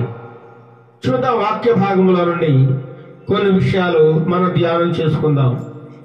ఓర్పు కావాలి, ఎలా ఉంటారు, ఓర్పు ఎలాంటి కార్యాలు చేస్తుంది అనేది కొన్ని వాక్యాలు చదువుకుందాం. ప్రసంగి గ్రంథము ప్రసంగి గ్రంథము 10వ అధ్యాయము 4వ వచనం చూడండి. ప్రసంగి సొలొమోను మహాజ్ఞాని, ఏలువాడు ప్రపంచ జ్ఞానం అన్నమాట. ప్రపంచంలో ఉన్నటువంటి జ్ఞాని లేడు, అటువంటి ఐశ్వర్యవంతుడు లేడు, అటువంటి జ్ఞాని కూడా ఈ భూమి మీద ఇప్పటివరకు పుట్టలేదట. అలాంటి గొప్ప జ్ఞానవంతుడు తెలియజేస్తా ఉన్నాడు. చదవండి. ఏలువాడు నీ మీద కోపపడిన ఎడల నీ మీద కోపపడిన ఎడల నీ ఉద్యోగము నుండి నీవు తొలగిపోకుము. ఓర్పు గొప్ప ద్రోహ కార్యములు జరగకుండా చేయును. ఏలువాడు అనగా ఎవరు? మనల్ని పరిపాలించేవారు లేదా మన మీద అధికారం కలిగిన వారు. మనం చూడండి, ఒక అధికారి దగ్గర పనిచేస్తా ఉన్నాం. ఆయన ఏం చేస్తాడు? మన పని ఆయనకి నచ్చలేదు అనుకోండి, ఆయన అప్పుడప్పుడు ఏం చేస్తాడు? కోపం పడతా ఉంటాడు. ఏమయ్యా, ఇలా చేస్తే ఎలా? ఇలా చేయకూడదు, చక్కగా చేయాలి, క్రమం పాటించాలి, ఇలా ఉంటే కుదరదు అని మనల్ని ఒకసారి గద్దిస్తూ ఉంటాడు, కోపపడతా ఉంటాడు. ఉద్యోగంలో మనం పనిచేసే చోట ఆ అధికారికి మనకు కూడా ఒక మంచి కమ్యూనికేషన్ ఉండాలి, అర్థం చేసుకునే స్వభావం ఉండాలి. ఆ అధికారి పట్ల మనం నమ్మకం కలిగి ఉండాలి, యథార్థత ఉండాలి, వినయ విధేయత కలిగి ఉండాలి. అలాంటి అధికారి ఒకవేళ మన మీద కోపపడినప్పుడు ఆ అధికారి మంచివాడు కాబట్టి మనం ఒక సరైన దారిలో ఒక క్రమ పద్ధతిలో మనం నడిపించాలనే ఉద్దేశంతో మన మీద కోపపడినప్పుడు మనం ఏం చేస్తున్నామండి? ఇదేంటి ఈ సారు నా మీద కోపగించుకుంటా ఉన్నాడు, నా మీద చిరాకు పడతా ఉన్నాడు, ఈ సారు మంచివాడు కాదు, ఇలాంటి వాడు దొరికాడేంటి నాకు, ఇతని దగ్గర నేను ఉద్యోగం చేయను అని చెప్పి ఏం చేస్తారండి? ఉద్యోగానికి రాజీనామా పెట్టేస్తారు, ఉద్యోగంలోంచి ఇంటికి వెళ్ళిపోతారు. ఏమి లేదు అతనికి, ఓర్పు లేదు, సహనం లేదు. అధికారి ఒక మాట అంటే పడలేడు, తట్టుకోలేడు. ఈనాడు అనేక మంది కూడా పనిచేసే చోట అధికారి ఏ చిన్న మాట మాట్లాడినా వెంటనే ఉద్యోగస్తులు ఏం చేస్తున్నారండి? ధర్నాలు, రాస్తారోకోలు చేసేస్తా ఉన్నారు. అధికారులు నిలదీస్తా ఉన్నారు. అయ్యో, ఆ వ్యక్తి ఎందుకు అలా మాట్లాడాడు? నా గురించే మాట్లాడా? ఒకవేళ నేను తప్పు చేస్తే నన్ను సరిచేయాలని ఎలా మాట్లాడా అనే విషయం ఏమాత్రం ఆలోచించకుండా మనం ఏం చేస్తామండి? నీ దగ్గర నేను పని చేయాల్సిన అవసరం లేదు, నేను ఇంక వేరే ఉద్యోగం చేసుకుంటాను అని చెప్పి ఏం చేస్తారండి? ఉద్యోగానికి రాజీనామా చేసేస్తున్నాడు. ఒక మాట అంటే తట్టుకునే స్వభావం లేదు ఈ మానవుడికి. అందుకే అంటున్నాడు ప్రసంగి, జ్ఞానవంతుడు, ఏలువాడు, నీ మీద అధికారం చలాయించేవాడు, నీ మీద పెత్తనం చలాయించేవాడు నీ మీద ఒకవేళ కోపపడితే నువ్వేం చేయాలి? ఉద్యోగాన్ని మానకూడదు, తట్టుకో, నిలబడు. నీ ఉద్యోగం నుండి నువ్వు వెళ్ళిపోకు, రాజీనామా చేయకు. నీ కుటుంబానికి ఆసరా పోగొట్టుకుంటావు. ఈనాడు కూడా చిన్న చిన్న మాటలకి చాలా మంది కోపం పడి ఉద్యోగాలు వదిలేసుకుని మళ్ళీ ఉద్యోగం దొరక్క ఎన్నో తిప్పలు పడేవాళ్ళు చాలా మంది ఉన్నారు. చాలా మంది ఉన్న ఉద్యోగాన్నేమో పోగొట్టుకుంటారు, ఉద్యోగం కోసం మళ్ళీ తిరుగుతారు, ఎన్నో చోట్ల తిరుగుతారు, సరైన ఉద్యోగం దొరకదు. అలా చేసేవాళ్ళు చాలా మంది ఉన్నారు. కాబట్టి నువ్వు ఓర్చుకుని సహనం కలిగి అక్కడే నువ్వు నిలబడి జీవించినట్లయితే, ఆ ఉద్యోగం చేసినట్లయితే, అలా చేస్తూ ఉండగా ఆ అధికారి నిన్ను గమనించి నీకేం చేస్తారండి? ప్రమోషన్స్ ఇస్తూ ఉంటాడు, ఉన్నతమైన పదవులు నీకు ఇస్తూ ఉంటాడు, జీతాన్ని పెంచుతూ ఉంటాడు, నీ కుటుంబానికి చక్కగా అది ఆసరా అవుతుందన్నమాట. కుటుంబాన్ని చక్కగా నడిపించుకోవడానికి ఎంతగానో అది ఉపయోగపడుతుంది. అందుచేతనే ఏలువాడు అధికారి నీ మీద కోపడితే నువ్వు నీ ఉద్యోగంలోంచి వెళ్ళిపోకు, తొలగిపోకు అంటున్నాడు. ఎందుకు ఈ మాట వ్రాస్తున్నాడంటే ఓర్పు కలిగి ఉండాలని చెబుతా ఉన్నాడు. ఓర్పు కలిగి ఉండాలి. ఓర్పు ఏమన్నాడు? గొప్ప ద్రోహ కార్యములు జరగకుండా చేయును. ఓర్చుకోవడం వల్లట ద్రోహ కార్యం జరగకుండా ఆగిపోతుందట. ఒకనొక చోట భార్యాభర్తలకి గొడవ జరిగింది. ఏం జరిగిందండి? భార్య భర్తను ఒక మాట అంటుంది, భర్త ఒక మాట అంటానన్నాడు భార్యని. వీళ్ళిద్దరి మధ్య మాట పెరిగి ఏమైందండి? ఏమైంది? ఆ భార్య ఓర్చుకునే స్వభావం లేదు, తట్టుకునే స్వభావం లేదు, సహనం లేదు. ఆత్మహత్య చేసుకుని చచ్చిపోయింది. ఏమైపోయిందండి? ఆత్మహత్య చేసుకుని. ఆయన ఏదో అంటున్నాడు భర్త, కొద్దిసేపు మౌనంగా ఉంటే సరిపోద్ది. కానీ ఈమెకి ఏమి లేదు, ఓర్పు లేదు, సహనం లేదు. నా భర్త నన్ను అంటాడు కదా, నేను పడతాను, తప్పేముంది అనేటువంటి బుద్ధి లేదు ఆమెకి. ఓర్చుకునే స్వభావం లేదు.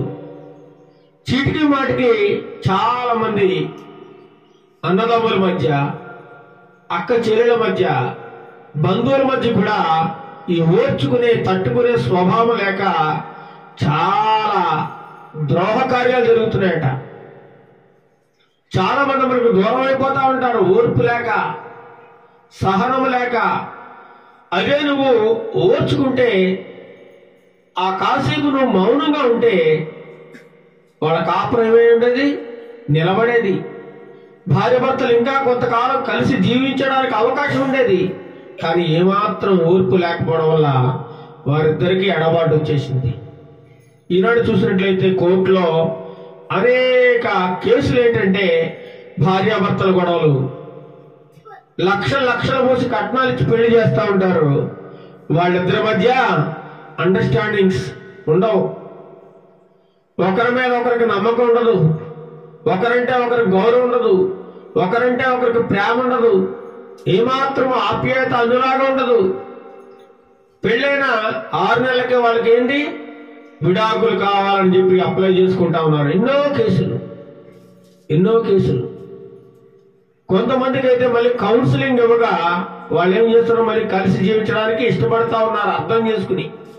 కొంతమంది ఇంకెంతగా కూడా మొండిగా ఉన్నవారు, ఓర్పు లేనివారు, సహనం లేనివారు, వాళ్ళు ఏం చేస్తున్నారు? తన కుటుంబాన్ని, తన వివాహ బంధాన్ని నాశనం చేసుకుంటున్న వారు కూడా ఎంతో మంది ఉన్నారన్నమాట. అందుకే అంటున్నాడు, ఓర్పు గొప్ప ద్రోహ కార్యాలు జరగకుండా కాపాడుతూ ఉందట. నువ్వు ఓర్చుకుంటే నీకు ఎదురయ్యే గొప్ప ద్రోహ కార్యము తప్పించబడతా ఉంది. నువ్వు కాపాడబడతావు. నీ కుటుంబము ఎంతో సంతోషంగా ఉంటుంది ముందు. ఇప్పుడు నీకు కష్టాలు రావచ్చు, బాధలు రావచ్చు, ఇబ్బందులు కలగవచ్చు. కానీ ఈ పరిస్థితుల్లో నువ్వు ధైర్యంగా గట్టిగా నిలబడి తట్టుకున్నట్లయితే ముందుంది నీకు అసలైన సంతోషం. కష్టాలు ఎల్లప్పుడూ కూడా కలకాలం ఉండవండి. మానవుడి యొక్క జీవితంలో కష్టములు, నష్టాలు, ఇబ్బందులు, ఇరుకులు, శ్రమలు ఇవన్నీ ఉంటాయి. ఇవన్నీ అయిపోయిన తర్వాత మళ్ళీ సంతోషం ఉంటుంది. శీతాకాలంలో చలి ఎక్కువగా ఉంటుంది. అమ్మో చలి చలి చలి అని చెప్పి చచ్చిపోతామా చెప్పండి? శీతాకాలం వెళ్ళిపోగానే మళ్ళీ ఏమొస్తుంది? మళ్ళీ ఎండాకాలం వస్తుంది. ఎండ బాబు, విపరీతమైన ఎండ తట్టుకోలేకపోతాం, చచ్చిపోతారా? మళ్ళీ ఏమొస్తుంది? వర్షాకాలం వచ్చి ప్రాణాలన్నీ తెప్పరిల్తే హాయిగా ఉంటుంది. అదే విధముగా మానవుని యొక్క జీవితంలో కష్టాలు, సుఖాలు కూడా ఉంటాయి. వీటన్నిటినీ కూడా భరించి, సహించి, ఓర్చుకొని, తట్టుకుని ముందుకు సాగిన వాడై పరిపూర్ణమైన మానవుడు.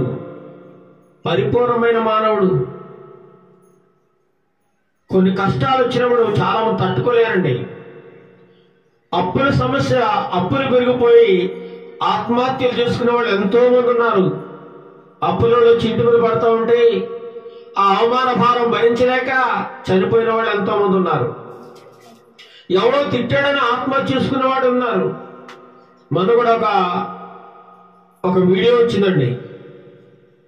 ఒక వ్యక్తిని పోలీసులు అన్యాయంగా అనుమానించి స్టేషన్కి తీసుకెళ్లి విచారించి కొట్టారట.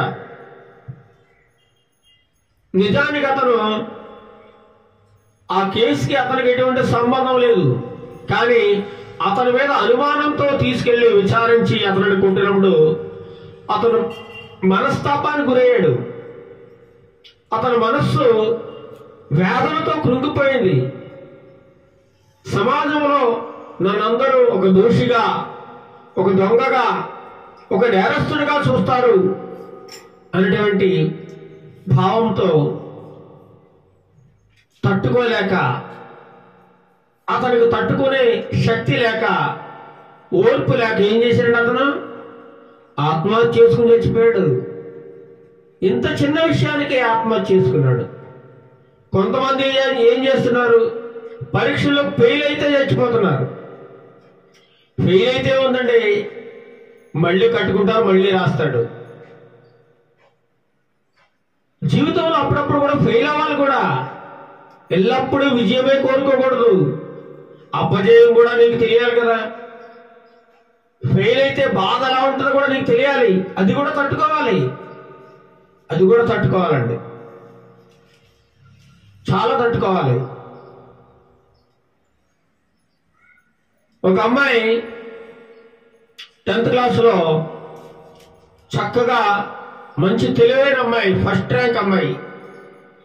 ఫలితాల్లో ఆ అమ్మాయి నెంబర్ కనిపించలేదు. ఏమైందండి? నెంబర్ కనిపించలేదు. వెంటనే ఆమె ఇంటికి వెళ్ళిపోయి నా నెంబర్ లేదు, నేను ఫెయిల్ అయిపోయాను అనుకుని వెంటనే ఆత్మహత్య చేసుకుని చచ్చిపోయింది. తీరా చూస్తే అమ్మాయి పాస్ అయింది. ఎంత దౌర్భాగ్యకరం చూడండి. ఏమాత్రం సహనం లేదు, ఓర్పు లేదు. నిదానంగా చూసుకుందాం, ఇది ఎంతవరకు నిజం. ఒకసారి ఏం చేస్తుంటాయంటే నెంబర్లు కూడా తారుమారవుతూ ఉంటాయి.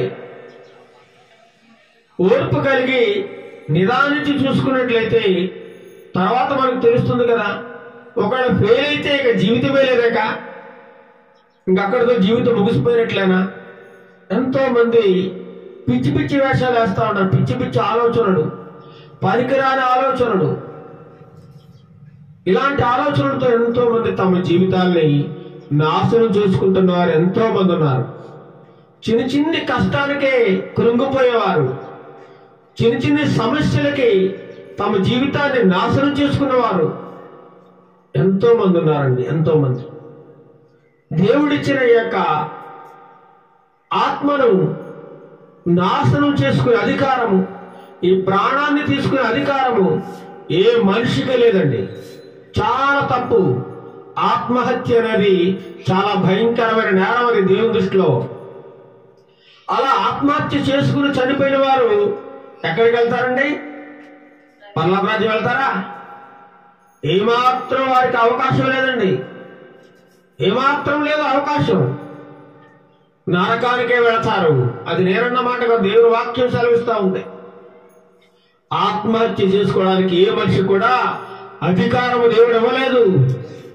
ఎంత కష్టం వచ్చినా, ఎంత బాధ వచ్చినా, ఎంత శ్రమ వచ్చినా, ప్రాణాపాయం నీ మీదకి వచ్చినా సరే నువ్వేం చేయాలి? తట్టుకుని నిలబడాలి, ధైర్యంగా ముందుకెళ్ళాలి, సమస్యలను ఎదురించుకుంటూ ముందుకెళ్ళాలి. ఒక వ్యక్తి ఉన్నాడండి, అతనికి కాళ్ళు లేవు, చేతులు లేవు, ఒక ముండం మాత్రం మిగిలింది. కానీ ప్రపంచంలో ఒక గొప్ప మోటివేషన్ స్పీకర్ గా ఉన్నాడు ఆయన. ఎంతో మందికి ఆదర్శంగా నిలుస్తా ఉన్నాడు. ఎవరైనా నిక్ విజిసి అట. ఆయన ఎంతో గొప్ప వ్యక్తి. ఆయన ప్రపంచానికి ఆదర్శంగా నిలబడతా ఉన్నాడు. ఆయన నీడలో ఈదుతాడు. చాలా మంది నీడలో ఈదాలంటే ఏం కావాలి? కాళ్ళు చేతులు కావాలి. అవి లేవు ఆయనకి. కానీ ప్రపంచంలోనే గొప్ప ఆదర్శమూర్తిగా నిలబడ్డాడు ఆయన. తల్లిదండ్రులు అనుకున్నారు, ఏంటి మాకు ఇలాంటి వాడు పుట్టాడు, వీడు చనిపోతే బాగుండు, కాళ్ళు చేతులు లేనా అండి, ఏం చేసుకోవాలి మేము, ఇలాంటి వాడి వల్ల మాకు ఉపయోగం ఏంటి, సమాజానికి ఉపయోగం ఏంటి, దేవుడు ఎలాంటి వాడు మాకు ఎందుకు ఇచ్చావు, చంపేచ్చు కదా అని మనం అనుకుంటూ ఉంటాం. కానీ వాళ్ళే చరిత్రను సృష్టిస్తారండి. చరిత్రను తిరగరాయాలంటే వాళ్ళ వల్ల అవుతుంది. చేతులు ఉన్నవాడు కూడా సరిగా రాయలేడు, చేతులు లేనివాడు రాస్తా ఉన్నాడు. కాళ్ళు ఉన్నవాడు సరిగా ఈదలేడు, కానీ కాళ్ళు లేనివాడు ఈదుతా ఉన్నాడు. కానీ చిన్న చిన్న సమస్యలకు మనం కృంగిపోతే ఎలా? కష్టాలు మనకు రాకపోతే ఇంకెవరికి వస్తాయి చెప్పండి? బాధలు, ఇబ్బందులు, శ్రమలు మనకు రాకపోతే, మనుషులకు రాకపోతే ఇంకెవరికి వస్తాయి? దేవుని వాక్యం సెలవిస్తా ఉంది, నీతిమంతునికి కలుగు ఆపదలు అనేకములు. చాలా మంది క్రైస్తవులు అనుకుంటారు దేవుడు నమ్ముకుంటే అంతా బాగుంటది, సుఖంగా ఉంటది, హ్యాపీగా ఉంటది, ఆశీర్వాదాలన్నీ వచ్చేస్తాయి, దేవుడు మనకి ఎటువంటి కష్టము రాకుండా కాపాడతాడు, అన్ని విషయాల్లో నన్ను ముందుంచుతాడు అని అనుకుంటారు. చాలా పొరపాటు అండి. క్రైస్తవులకి ఆపదలు ఎన్నో సంభవిస్తాయి, కష్టాలు ఎన్నో వస్తాయి, నిందలు, అవమానాలు ఎన్నో వస్తాయి. ఇవన్నీ తట్టుకుని జీవించాలి. అదే నిజమ క్రైస్తవ జీవితం అంటే. ఇక్కడ అంటున్నాడు, తట్టుకోవాలి. ఓర్పు అనేది గొప్ప ద్రోహ కార్యాలు జరగకుండా కాపాడుతా ఉంది. ఇంకా చెప్పాలంటే, ఒకానొక వ్యక్తి అమెరికా దేశంలో ఒక వ్యక్తి ఎన్నో సమస్యలతో, అప్పుల సమస్య ఉంది, అనారోగ్య సమస్య ఉంది, కుటుంబంలో అల్లర్లు, గొడవల సమస్య ఉంది, పిల్లల సమస్య ఉంది, పిల్లలు మాట వినడం లేదు, చేతుల్లో డబ్బులు లేవు, ఉద్యోగం లేదు, అన్ని రకాలుగా అతను నష్టపోయాడు. కుటుంబం చేత వెలివేయబడ్డాడు, బంధువుల చేత వెలివేయబడ్డాడు, అతన్ని ఆదరించేవారే కరువైపోయారు.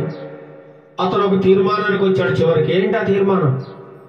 నేను ఈరోజు ఎలాగైనా చనిపోవాలి, ఈరోజు నేను ఎలాగైనా చనిపోవాలి అని గట్టి తీర్మానం చేసుకుని ఒక ఎత్తైన పర్వత శిఖరం ఎక్కేసాడట. ఒక కొండ మీదకి ఎక్కేశాడు చనిపోదామను. ఇక నా జీవితానికి, ఇంకా ఈ లోకంలో నా జీవితాన్ని కొనసాగించలేను, ఇంక బ్రతికి వేస్ట్, ఇక చనిపోవాలంతే అని గట్టి నిర్ణయం తీసుకున్నాడండి. ఒక ఎత్తైన శిఖరం ఎక్కేసాడు కొండ మీదకి. అక్కడి నుంచి దూకేసి చచ్చిపోదామని రెడీగా ఉన్నాడు. ఈలోగా ఆయనకు ఒక మంచి సంగీతం, సుమధురమైన ఒక పాట వినపడతా ఉంది. ఆత్మీయమైన సంగీతంతో కూడిన పాట వినపడతా ఉంది. ఆ పాట వింటూ ఉన్నాడు. ఆ పాటలోని ఆంతర్యాన్ని, ఆ పాటలోని అర్థాన్ని గమనించాడు. ఆ పాటలో అర్థం ఉంది. చిన్ని సమస్యలు కురుకుపోతే ఎలా? నీ జీవితాన్ని అర్థంతరంగా ముగించుకుంటే నువ్వు నిత్య నరకాగ్నికి లోనైపోతావు. సమస్యలకు ఎదురు నిలబడు, సమస్యలకు ఎదురాడు, పోరాడు. సమస్యలో ఉండే నీకు విజయం లభిస్తుంది అని ఆ పాట సారాంశాన్ని గమనించాడండి. వెంటనే ఏం చేశాడు తెలుసా? వెంటనే తను చనిపోదాము అనుకున్న వ్యక్తి వెంటనే కిందికి దిగి వచ్చి ఇంటికి వెళ్ళాడు. ధైర్యంగా నిలబడ్డాడు. సమస్యలన్నీ ఒకటే పరిష్కరించుకున్నాడు. అప్పులన్నీ తీర్చుకున్నాడు. ఎవరైతే బంధువులు, సమాజం ఎవరైతే వేలెత్తి చూపించారో వాళ్ళందరి మధ్య ధైర్యంగా నిలబడ్డాడు. ఒక ఉన్నతమైన వ్యక్తిగా గౌరవ మర్యాదలు పొంది అత్యున్నత స్థానానికి ఎదగలిగాడండి. అది మానవునికి జీవితం అంటే. అలా ఉండాలి. ఎవరో నిందించారని చనిపోవడం, ఎవరో అవమానించారని చనిపోవడం, ఎవరో హేళన చేశారని చనిపోవడం, ఇది మంచి పద్ధతి కాదని దేవుని వాక్యం సెలవుతా ఉందని. అందుకే ఇలాంటి గొప్ప ద్రోహ కార్యాలన్నీ కూడా మన నుంచి తప్పించబడాలంటే, మన నుంచి వెళ్ళిపోవాలంటే మనకు ఉండాల్సింది ఏంటంటే ఓర్పు కావాలి, ఓర్పు కావాలి. అందుకే ఓర్పు గొప్ప ద్రోహ కార్యములను తప్పించేస్తుంది. క్రైస్తవులకి మొట్టమొదటి ఉండాల్సింది ఓర్పు, చాలా అవసరం. ఓర్పు. లూకాసు సువార్త 21వ అధ్యాయము 19వ వచనం చూసినట్లయితే అక్కడ దేవుడు ఒక గొప్ప మాట వ్రాయించాడు. లూకాసు సువార్త 21వ అధ్యాయము 19వ వచనం, మీరు మీ ఓర్పు చేత మీ ప్రాణములను దక్కించుకున్నారు. నేను ఎంతవరకు చెప్పిన మాటలన్నీ నిజమా కాదా చెప్పండి. మీరు ఓర్చుకుంటే మీ ప్రాణం దక్కుతుంది. మీరు ఓర్చుకోవాలి, తట్టుకుని నిలబడాలి. అప్పుడే నీకు నీ ప్రాణం దక్కుతుంది. నీ ప్రాణం దక్కాలంటే నువ్వేం చేయాలి? ఓర్చుకోవాలి. సమస్యలు వస్తాయి, అప్పులుంటాయి, బాధలుంటాయి, ఇరుకులుంటాయి, అవమానాలు ఉంటాయి, అన్నీ ఉంటాయి. అందరూ నిన్ను అనేవాళ్లే, అందరూ అంటారు నిన్ను, అందరూ వేలెత్తి చూపించేవాళ్లే, అందరూ ఎగతాళి చేసేవారే. వాళ్ళందరికీ సమాధానం చెప్పే రోజు ఒకటి వస్తుంది. దేవుడు వాళ్ళందరి మధ్య నుండి నిలబెట్టబోతా ఉన్నాడు. ఎవరైతే వేలెత్తి చూపించారో వాళ్ళు మళ్ళీ ముక్కు మీద వేలేసుకుని శభాష్ అనిపించుకునే రోజు దేవుడు నీకు ఇస్తాడు. ఆ రోజు కోసం నువ్వు ఎదురు చూడాలి.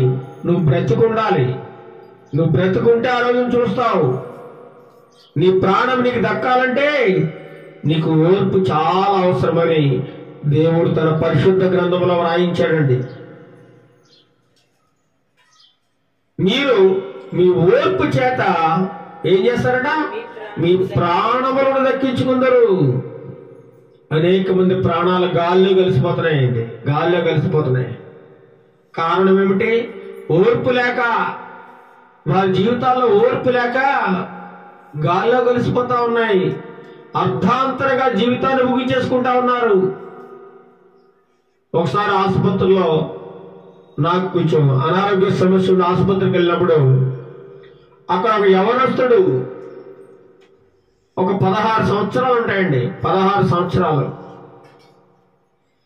వాళ్ళ తల్లి అతన్ని గద్దించిందట. ఒక మాట అంది. అతని ఆ అబ్బాయి ఏదో తప్పుడు పని చేస్తుంటాడు. తల్లి ఏం చేసిందంటే మందలించింది. నీకు ఇది మంచి పద్ధతి కాదురా, ఏంటి నీకు బుద్ధి లేదా, జ్ఞానం లేదా, ఇలా ప్రవర్తిస్తున్నావు అని ఒక మందలించింది. ఆ అబ్బాయి ఏం చేశాడంటే వెంటనే ఒక పురుగుల మందు డబ్బా తీసుకుని మొత్తం తాగేశాడు. తాగేసి వాళ్ళ అమ్మకు చెప్పాడు, అమ్మా నువ్వు నన్ను తిట్టావు కదా కాబట్టి నేను పురుగుల మందు డబ్బా తాగేశానంటే, అయ్యో నా కొడుక అని చెప్పి వెంటనే ఊళ్ళో అందరూ ఆ అబ్బాయిని తీసుకొచ్చారు. డాక్టర్లు అందరూ కూడా అతని చుట్టూ గుమ్ముకూడి అతను ఎలాగైనా సరే మందు కక్కించాలని చాలా ప్రయత్నిస్తా ఉన్నారు. శత విధాలుగా కాపాడాలని అతను బ్రతికించాలని ఎంతగానో పోరాడారు డాక్టర్లందరూ, వైద్యులంతా కలిసి. ఆ అబ్బాయి ఏమాత్రం సహకరించడం లేదు. చివరికి ఏమైపోయాడండి? నేను చూస్తుండగానే కళ్ళ ముందే ప్రాణాలు కోల్పోయాడు. ఓర్పు లేదు ఆ అబ్బాయికి. నా తల్లి కదా నన్ను మందలిస్తుంది, నా తండ్రి కాక నన్ను ఇంకెవరు మందలిస్తారు, నా తల్లి కాక నన్ను ఇంకెవరు మందలిస్తారు, నేను ఒక మంచి మార్గంలో నడవాలనే కదా నా తల్లి నన్ను మందలించింది అని కాసేపు ఓర్చుకుంటే ఆ అబ్బాయి జీవితం మిగిలేది. యవనస్తుడండి, మంచి యంగ్, 16 సంవత్సరాల వయసు. అంటే ఒక్కగానొక కొడుకు. ఆసుపత్రి దద్దురిలా ఏడుస్తుంది ఆ తల్లి. ఆ తల్లి బాధ ఎవరు తీర్చగలరు చెప్పండి? ఆ దుఃఖాన్ని ఎవరు తీర్చగలరు? ఆ పుత్ర శోకం నుండి ఎవరు విడిపించగలరు?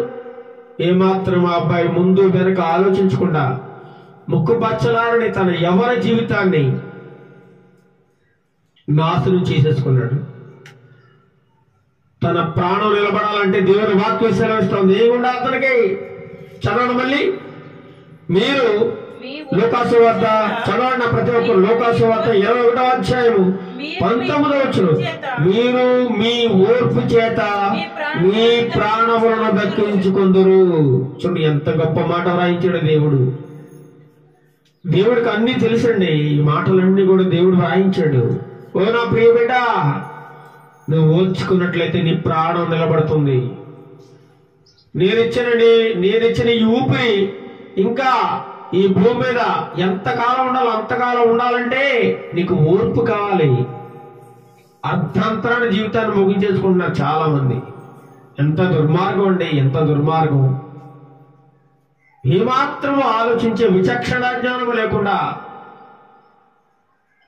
కొద్దిసేపు జస్ట్ కొద్ది నిమిషాలు అలా ఉండి ఆలోచిస్తే ఆ పని చేయరండి. అయ్యో నా తల్లి ఎంత బాధపడుతుందో, నా తండ్రి ఎంత బాధపడతాడో, నేను పరీక్షలో ఒక సబ్జెక్టు పోయినంత మాత్రాన ఇలాంటి పని చేస్తే ఎంత తప్పు అని ఒక్కసారి ఆలోచిస్తే ఆ పని చెయ్యవు. నువ్వు ఆలోచన లేదు. సైతానుడు ఎగేస్తా ఉంటాడు ఎంతసేపు. ఏంటి చచ్చిపో చచ్చిపో చచ్చిపో. నేను వాళ్ళు ఇంత మాట అనేశారు. ఇంత అవమానం నువ్వు తట్టుకుంటావా? ఇంత అవమానం తట్టుకుని నువ్వు నిలబడతావా? ఎందుకు నువ్వు బతకడం? చచ్చిపో అని ఏం చేస్తాడు సైతానుడు? ఎగేస్తా ఉంటాడు పక్క నుంచి. ఈ మనుషులు ఏం చేస్తారు? ఆ వాడి మాటే ఉంటారు. ఒక పక్క నుంచి దేవుడు చెబుతా ఉన్నాడు ఏమని?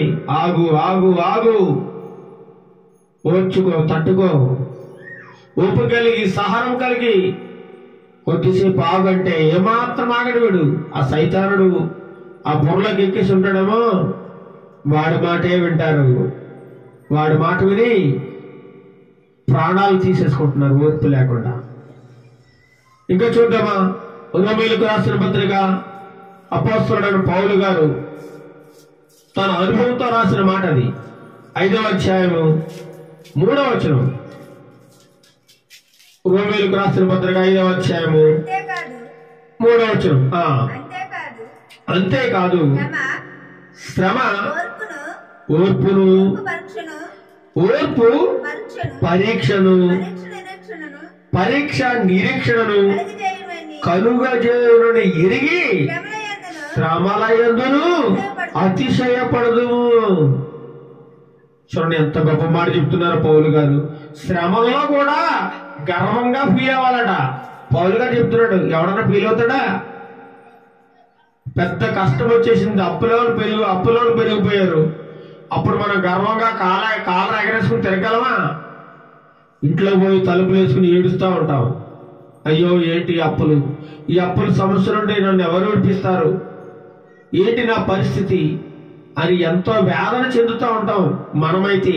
కానీ పౌలు గారికి భయంకరమైన శ్రమ వచ్చింది. సువార్తకు వెళ్తా ఉంటే వాక్యం చెప్పడానికి ఎంతో మంది కొట్టేవారు, తిట్టేవారు, అవమానపరిచేవారట ఆయన్ని.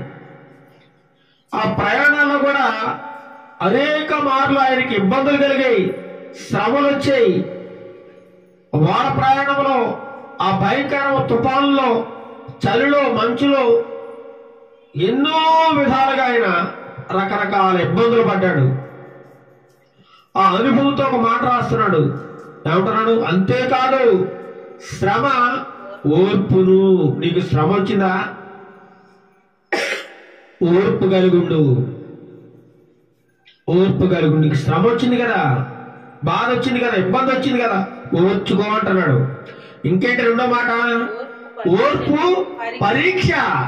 ఓర్పు అనేదట నీకు ఒక పరీక్ష. నీకు దేవుడు పరీక్ష పెట్టాడు. అందులో నెగ్గుతావా నెగ్గవా, అందులో నువ్వు పాస్ అవుతావా పాస్ అవ్వా. అబ్రహాం గారు కూడా దేవుడు పరీక్ష పెట్టాడు. ఏంటా పరీక్ష? అబ్రహాంకి దేవుడు ఏం చేశాడు? ఎప్పుడో వయస్సులో దేవుడు వాగ్దానం ఇచ్చాడు ఆయనకి. అబ్రహామా, నీ సంతానాన్ని ఏం చేస్తాడు? భూమి మీద ఇసుక రేణువుల వలె విస్తరింప చేస్తానన్నాడు. 100 సంవత్సరాలు వస్తే ఇంకా పిల్లలు లేరు. 99 సంవత్సరాలు వచ్చే పిల్లలు లేరు. ముసలోడు అయిపోయాడు, పిల్లలు లేరు. మరి ఏమనుకుంటాడు ఆయన? ఇదేంటి దేవుడేమో నీకు పిల్లలు ఇస్తాను, నీ సంతానాన్ని అభివృద్ధి పరుస్తాను, ఇసుక రేణువుల వలె గొప్పగా ఆశీర్వదింపబడతారని దేవుడు చెప్తే ఆయనకు ఒక కొడుకు కూడా లేడు. అప్పుడు ఏం చేశాడు అబ్రహాము? దేవుడిని ఏమన్నా దూషించాడా? ఏంటి ప్రభా నువ్వు ఎలా చేసావన్నాడా? ఏమనలేదు, ఓర్చుకున్నాడు. ఓర్పు కలిగి సహనం కలిగి దేవుడు ఇస్తా అన్నాడు కదా, ఇస్తాడు ఎప్పటికప్పుడు అని ఓర్పు పెట్టి అలా ఉన్నాడు. దేవుడు ఏం చేశాడు? ఒక బంగారు లాంటి కుమారుని దయచేశాడు. ఎవరైనా? ఇస్సాకు. సరే, దేవుడు ముసలి వయసులో దేవుడు కుమారుని ఇచ్చాడని ఎంతో సంతోషిస్తే ఆ భార్యాభర్తలిద్దరూ అబ్రహాము శారా గారు ఎంతగానో ఆ కుర్రను పట్టుకుని 24 గంటలు చక్కగా ఆడుకుంటూ ముద్దులు పెట్టుకుంటూ ఎంతో సంతోషంగా ఉన్నారండి కుర్రను పట్టుకుని. మళ్ళీ ఇలాంటి టైంలో మళ్ళీ దేవుడు మాట్లాడు, అబ్రహామా నీ కుమారుడు నాకు బలిచ్చే అంటాడు. ఏమన్నాడా? బలిచ్చేయి. అదేంట నాయన, లేక లేక ముసలి వయస్సులో నాకు కుమారుడు ఇచ్చావు, మళ్ళీ ఆ కుమారుడు బలిచ్చేయమంటున్నావు, ఇదేమన్నా నీకు న్యాయమా దేవుడా? ఏంటి పరీక్ష నాకు అని అన్నాడా? అనలేదు. వెంటనే బలిచ్చడానికి సిద్ధమైపోడంతే. చూడు ఎంత ఓర్పు అబ్రహాం గారికి. ఆ పరీక్షలో కూడా విజయం సాధించేశాడండి. అందుకే అంటున్నాడు ఇక్కడ పౌలు గారు, శ్రమ ఓర్పు. నీకు శ్రమలు వచ్చాయంటే శ్రమలో నువ్వు ఓర్పును కలిగి ఉండాలంటున్నాడు. ఇంకా ఓర్పు వచ్చినప్పుడు, ఓర్పు ఎందుకు వచ్చింది నీకు? పరీక్ష. ఆ పరీక్షలో నువ్వు నిలబడతావా నిలబడవా అని చెప్పేసి నీకు పరీక్ష వచ్చింది. ఆ పరీక్షలో నువ్వు విజయం పొందినప్పుడు నిరీక్షణ ఉంటుంది నీకు. నిరీక్షణ అనగా ఎదురు చూడటం, వెయిటింగ్. యేసుప్రభు రెండోసారి భూమి మీదకి రాబోతా ఉన్నాడు. మనం ఏం చేయాలి? వెయిటింగ్ చేయాలి. మనం దేవుడా రేపురా ఇల్లుడ్రా ఇప్పుడు వచ్చేయని మనం అనడానికి వీల్లేదు. ఆయన ఇష్టం, ఎప్పుడైనా రావచ్చు. ఆయన ఏమంటున్నాడు? నేను దొంగ వలె వస్తాను. దొంగ చెప్పిరాడు కదా, ఏ సమయంలో వస్తాడో మనకు తెలియదు. అలాంటి సమయంలో నేను వస్తాను కాబట్టి మీరు నిరీక్షణ నా కోసం ఎదురు చూడండి అంటున్నాడు. అలాగే శ్రమ ఓర్పును, ఓర్పు పరీక్షను, పరీక్ష నిరీక్షణను కలుగు చేయనని ఎరిగి ఉండాలట. ఎరిగి ఉండి ఏం చేయాలి? శ్రమల యందును కూడా ఏం చేయాలి? మనం అతిశయింపాలి. అందుకే యేసుప్రభు అంటారు, మీ మీద చెడ్డ మాటలలా అబద్ధం మాటలు మీ మీద పలికినప్పుడు, మీ మీద దుర్మార్గమైన నిందలు మోపినప్పుడు మీరు ధన్యులు అంటాడు దేవుడు. మీరేం చేయాలన్నప్పుడు? సంతోషించి ఆనందించండి అంటున్నాడు దేవుడు. ఇది సాధ్యమవుతుందా మనకే? ఎవడో మనని కానిబట్ట అనేసాడు, మనం సంతోషించి గంతులేస్తామా? ఇంత మాట అంటారు నన్ను అని చెప్పి ఏం చేస్తాం? మనం కూడా 10 మాటలు అంటాం. అవసరమైతే అని కొడతాం, తిడతాం కూడా, నా మీద ఇంత మాట అంటావా అని. కానీ దేవుడు ఏమంటున్నాడు? నీ మీద ఎవరన్నా అబద్ధంగా చెడ్డ మాటలు కానీ నిందలు కానీ ఎటువంటి నేరమైన మీ మీద మోపినా సరే మీరేం చేయాలి? చక్కగా సంతోషించి ఆనందించండి. పరలోకములో మీ ఫలము గొప్పగా ఉంటుంది, అధికమవుతుంది అంటున్నాడు దేవుడు. కాబట్టి అటువంటి ఓర్పును మనం నేర్చుకోవాలి. ఓర్పును కలిగి ఉండమని దేవుడు మనకి ఈ ఉదయకాల సమయంలో తెలియజేస్తా ఉన్నాడు. అదే రోమీయులకు రాసిన పత్రిక 15వ అధ్యాయము 6వ వచనం చూసినట్లయితే అక్కడ కూడా దేవుడు ఒక గొప్ప మాట రాయించాడు. 15:6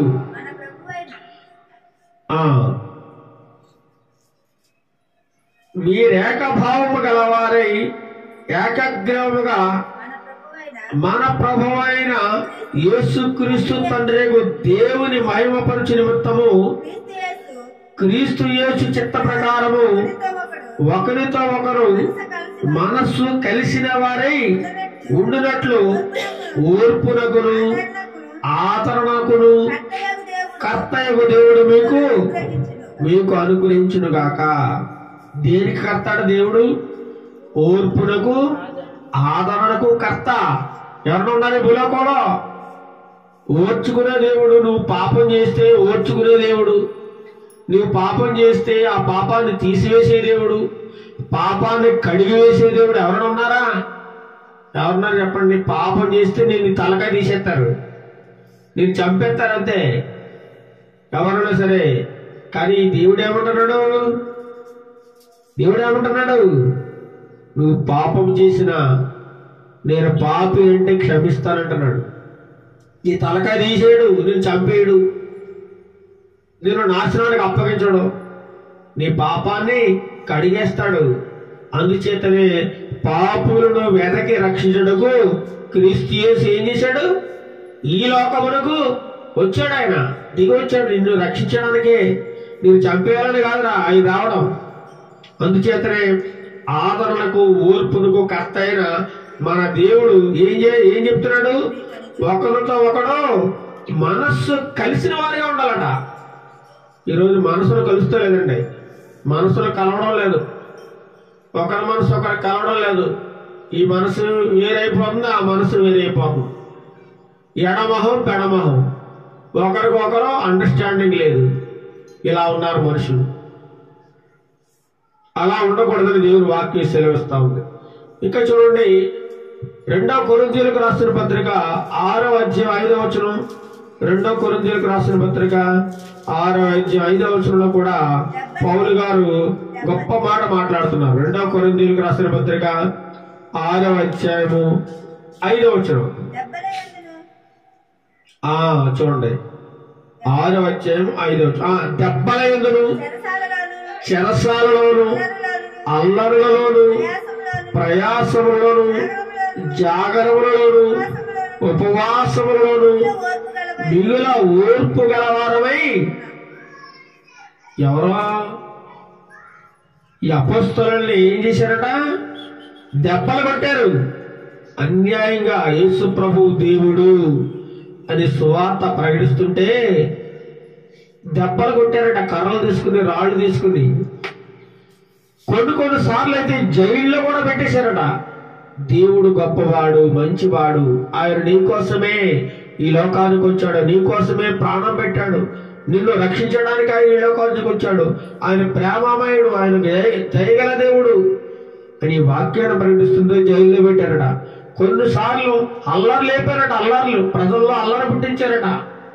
చెడు ప్రచారము, ప్రయాసములను విపరీతమైన ప్రయాసపడ్డారట దేవుడు సువార్త నిమిత్తము. జాగరములలోను, జాగరం అంటే నిద్ర లేదు, వాళ్ళకి నిద్ర లేదు, సుఖం లేదు, రాత్రి పగలు కూడా కష్టపడుతూనే ఉన్నారు, దేవుని కోసం ప్రయాసపడుతూ ఉన్నారు. ఉపవాసములలోను, మనము మారు మనసు పొందాలని, రక్షణ పొందాలని వాళ్ళు ఉపవాసం ఉన్నారట. కొన్నిసార్లు వారికి భోజనం కూడా లేదు, ఉపవాసాలను పస్తులను సువార్త ప్రకటించారు. ఇదన్ని కష్టాలు వచ్చినా, ఇన్ని బాధలు వచ్చినా దేవుడి కోసం వాళ్ళు ఏం చేశారంటే ఓర్చుకున్నారు. అలాంటి ఓర్పు కావాలన్నాడు దేవుడు.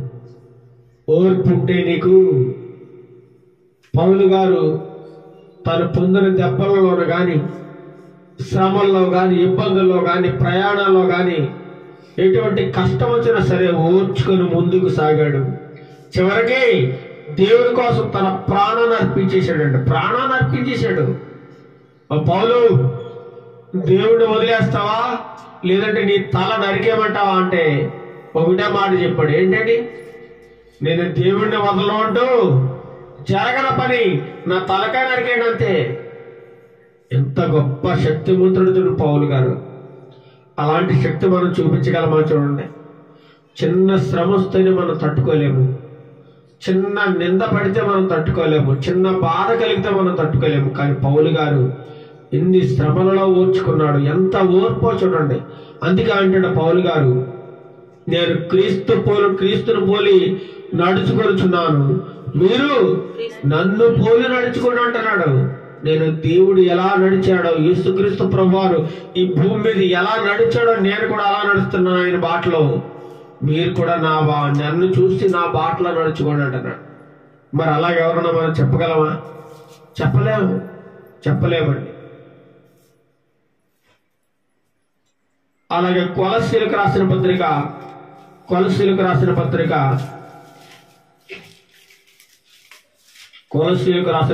మొదటి అధ్యాయము 11వ వచనం కూడా చూడండి.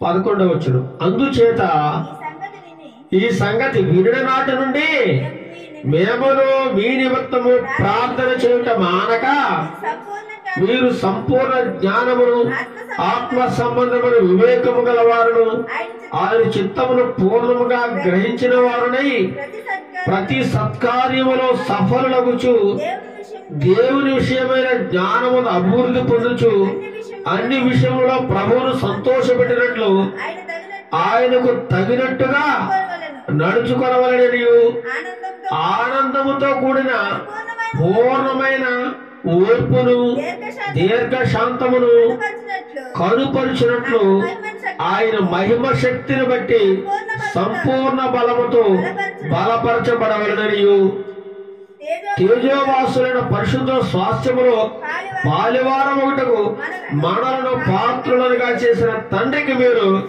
కృతజ్ఞతాస్తుతులు చెల్లింపవలనని దేవుని బతుమారుచున్నామంటున్నాడు పౌలు గారు. ఇక్కడ ఎంత గొప్ప మాటలో చూడండి. ఏం చేయాలట? అన్ని విషయాల్లో ఆనందముతో కూడిన పరిపూర్ణమైన ఓర్పు దీర్ఘశాంతం మనకు ఉండాలటండి. ఆ ఓర్చుకోవడంలో కూడా గొప్ప ఆనందం ఉండాలట. పౌలు గారు ఎంత చక్కగా ఓర్చుకున్నారు. ఎంత ఏ విషయంలో కూడా స్టెఫనుని ఏం చేశారట? అందరూ వచ్చి రాళ్ళు ఊగుతా ఉన్నారు, సువార్త ప్రకటిస్తూ ఉంటే నేను దేవుడు చూస్తున్నాను. దేవుడు సువార్త ప్రకటిస్తుంటే అందరూ రాళ్ళు చంపడానికి వచ్చారు.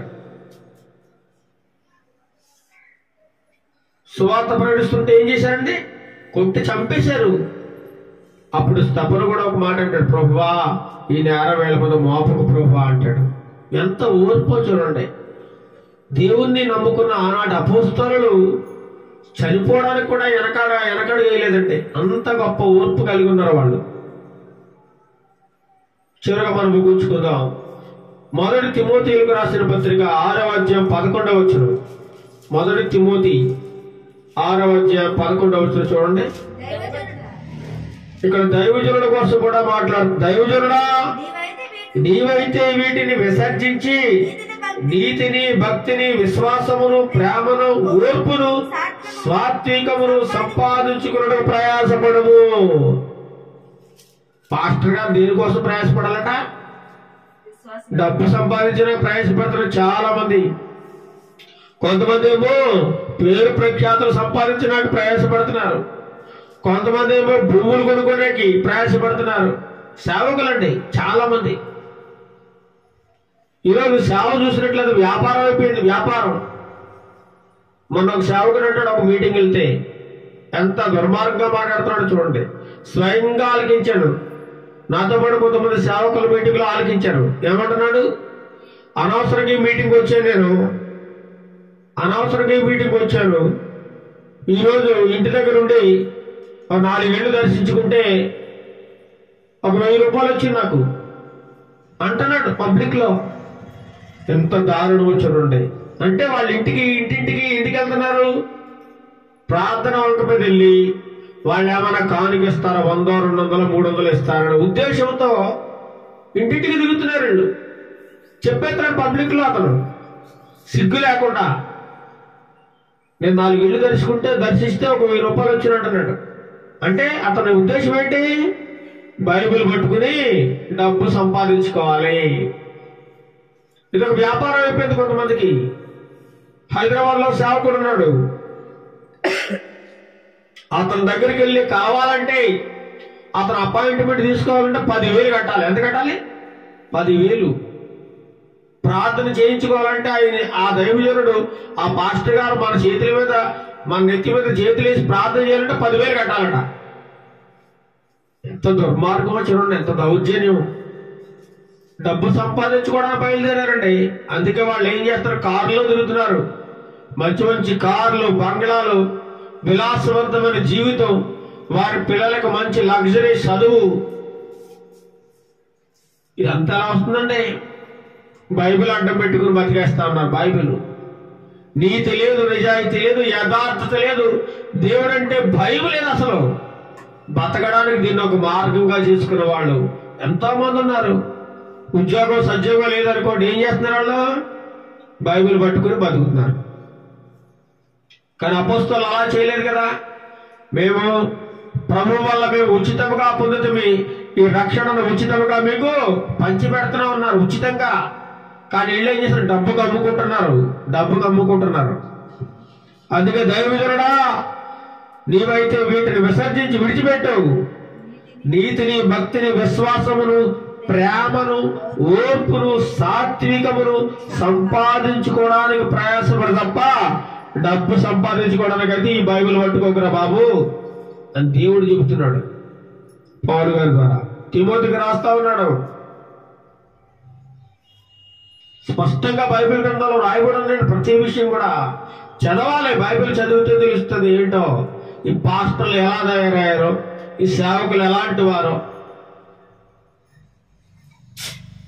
బతుకు తెరువు కోసం బైబిల్ కట్టుకోవడం, బతుకు తెరువు కోసం బైబిల్ పట్టుకోకూడదండి. నాకు హైదరాబాద్లో ఒక మంచి ఆఫర్ ఇచ్చారు సంస్థ వాళ్ళు. అయ్యా బాబు, నీకు ఒక మంచి ఇల్లు కట్టి పెడతాం, ఒక మంచి చర్చి కట్టి పెడతాం, మీకు నెల జీతం ఇస్తాం, ఇంకేంటంటే ఆఫరు, మీ పిల్లలు మంచిగా చదివిస్తాం, నా పేరు పెట్టుకో, నా పేరు పెట్టుకుని నేనేం చెప్తే అది చేయాలి, నీ ఇష్టం వచ్చినట్టు మాట్లాడడానికి కుదరదు, నీ మినిస్ట్రీ పేరు వద్దు, నా మినిస్ట్రీ పేరు పెట్టుకో, నా పేరు పెట్టుకుంటే నేను బాగా చూసుకుంటా అన్నాడు. ఎవరన్నా వదులుకుంటారా? అలాంటి గొప్ప అవకాశం వస్తే. అవకాశం రాక ఎంతో మంది ఎడుతున్నారు. అలాంటిది అవకాశం వచ్చినా వదిలేశాను నేను, నాకు వద్దు అని చెప్పాను. అవసరం లేదు, నేను బతకడానికి రాలేదండి. నేను పని చేసుకుంటూ దేవుని సువార్తను ఉచితంగా ప్రకటిస్తాను తప్ప ఇది నాకు బతుకు తెరువు కోసం నేను ఈ మార్గాన్ని ఎంచుకోలేదు. కానుకల కోసం, దశభాగాల కోసం నేను ఎందుకు రాలేదు. ఇది నా పని కాదండి. దేవుడు నన్ను అందుకోసం పెళ్ళలేదు. అలా అనుకుంటే ఏమి ఈ సంస్థనే వదిలేశారు కదా. గొప్ప సంస్థది, భారతదేశంలో ఒక పెద్ద సంస్థది. అలాంటి సంస్థలో పని చేసి కూడా వదిలేశారు. ఎందుకంటే ఇది బైబిల్ పట్టుకోవడం, డబ్బు సంపాదించుకోవడానికి, ఆస్తులు సంపాదించుకోవడానికి, ఇళ్ళు భూములు కొనుక్కోవడానికి కాదు నువ్వు విధులకు వచ్చింది. ఈ రక్షణ సువార్తను ప్రతి చోట అవకాశం ఉన్నప్పుడల్లా ఉచితంగా బోధించో అని దేవుడు చెబుతా ఉన్నాడు.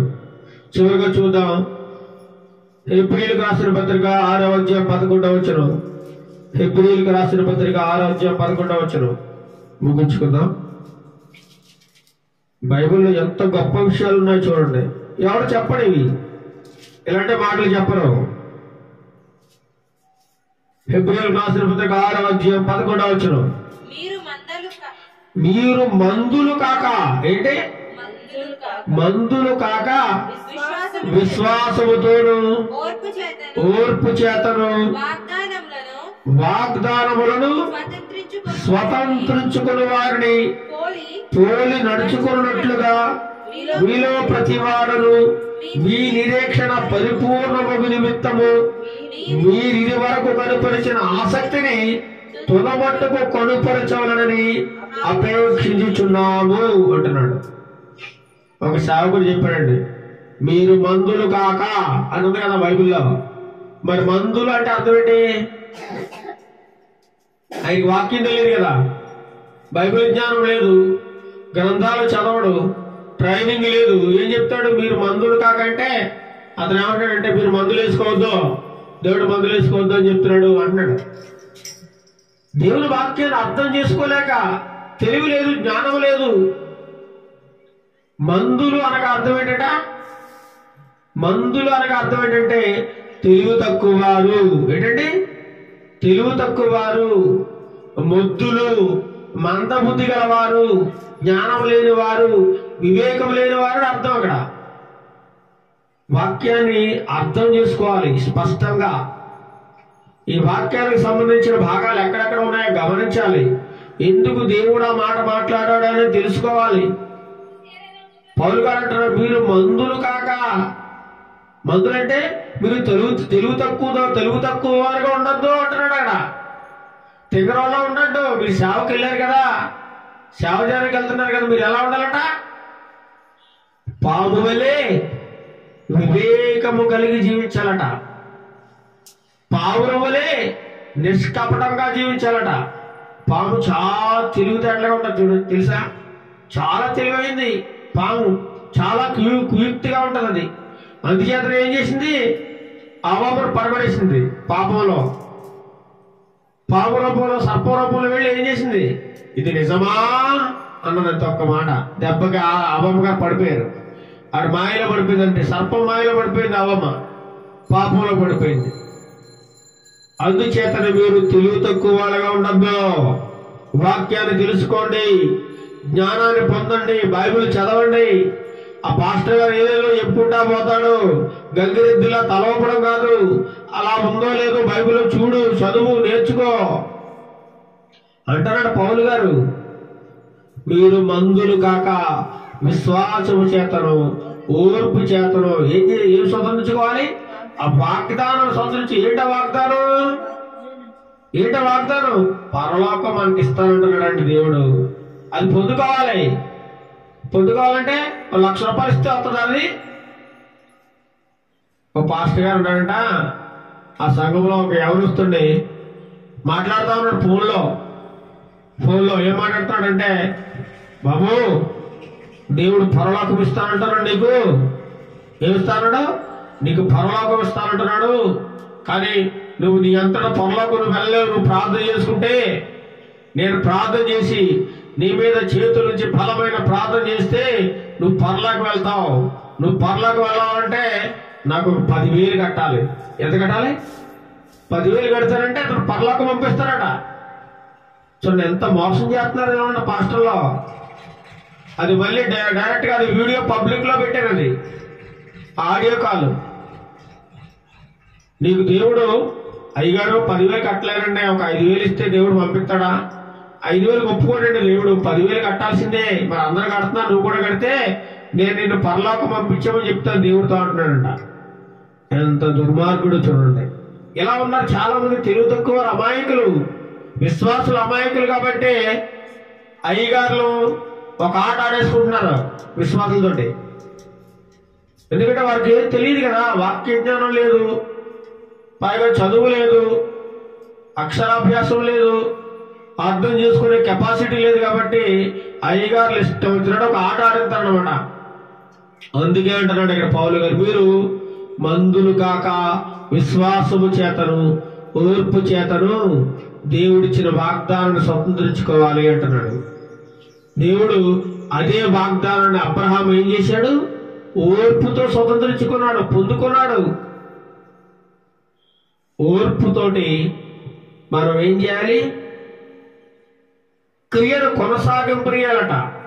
ఓర్పు కలిగి ఉంటే మనం కాపాడబడతామని. చివరిగా ఓర్పు గారి నీకుంటే నువ్వు కాపాడబడతావు సాతాను దుష్ట శక్తుల నుండి. దేవుని యందు ఒక నిరీక్షణ కలిగి ఉంటే తప్పకుండా నువ్వు కాపాడబడతావని దేవుని యొక్క వాక్యం సెలవిస్తా ఉంది.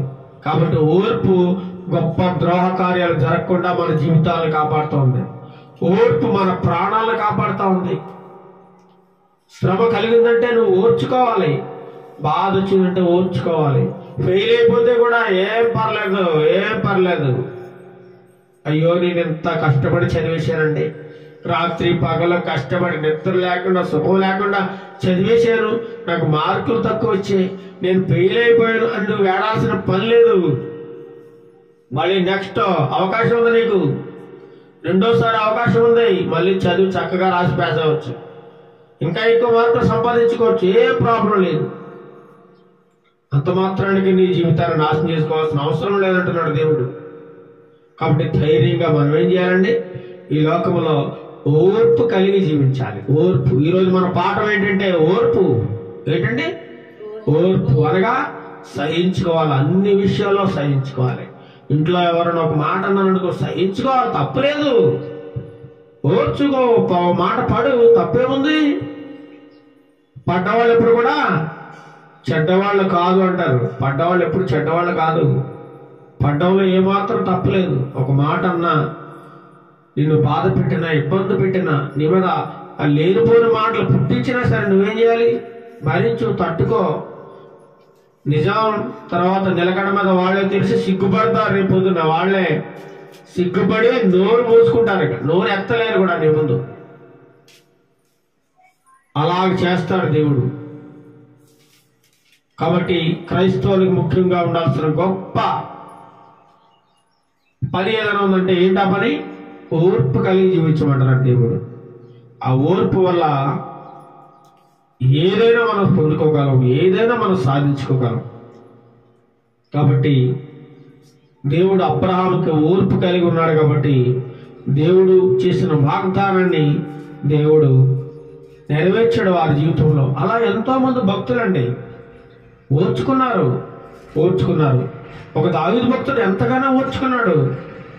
తన మామయ్య సౌలు ఎంతగానో ఇబ్బంది పెట్టాడు దావీదు గారిని. దావీదు గారు తన మామ గురించి భయపడి అరణ్యాలకు పారిపోయాడు, అడవుల్లో పరిగెత్తాడు, ఎక్కడెక్కడ కొండల్లో గుహల్లో దాక్కున్నాడు. ఓర్చుకున్నాడండి. అలాంటి ఓర్పు మనందరికీ దేవుడు దయచేయనుగాక. ఆమేన్, ఆమేన్. ప్రార్థన చేసుకుందాం.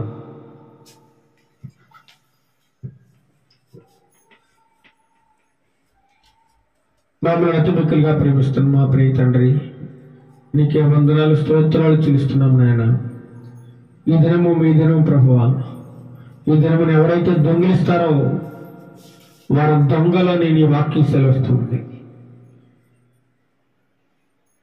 నా మందిరంలో ఒక దినము గడిపితే 1000 దినముల కంటే ఎంతో శ్రేష్టమన్నావు ప్రభువా. ఈరోజు నిన్ను దొంగిలించిన వారు 1000 రోజులు పోగొట్టుకున్నారు ప్రభువా. నీ సన్నిధి దొంగలు ఎవరైతే దొంగిలిస్తారో వారు 1000 రోజులు పోగొట్టుకున్నారు నీ వాక్యం సెలవుస్తుంది నాయన. ఎన్నో పనులు ఉన్నప్పటికీ కూడా వాక్యాన్ని వినడానికి నీ మనసును, నీ హృదయాన్ని ఇచ్చినట్లయితే ఆ వాక్యము నీ హృదయంలో గొప్ప కార్యం చేస్తుంది, నేను ఎంతగానో బలపరుస్తుంది. నీవు కృంగిన సమయంలో, నీవు లేవలేని స్థితిలో ఉన్నప్పుడు నిన్ను బలపరిచేది, నడిపించేది దేవుని వాక్యం మాత్రమే. నీకు ఆస్తి, నీకు బంగారము, నీకు ధనధాన్యాలు ఎన్నున్నా నిన్ను నిలబెట్టలేదు, నిన్ను నడిపించలేదు. కేవలము నువ్వు బ్రతకాలంటే, నువ్వు బ్రతికి బట్ట కట్టాలంటే నీ హృదయంలో దేవుని మాట ఉండాలి. దేవుని వాక్యం మాత్రమే నిన్ను బ్రతికించగలదు.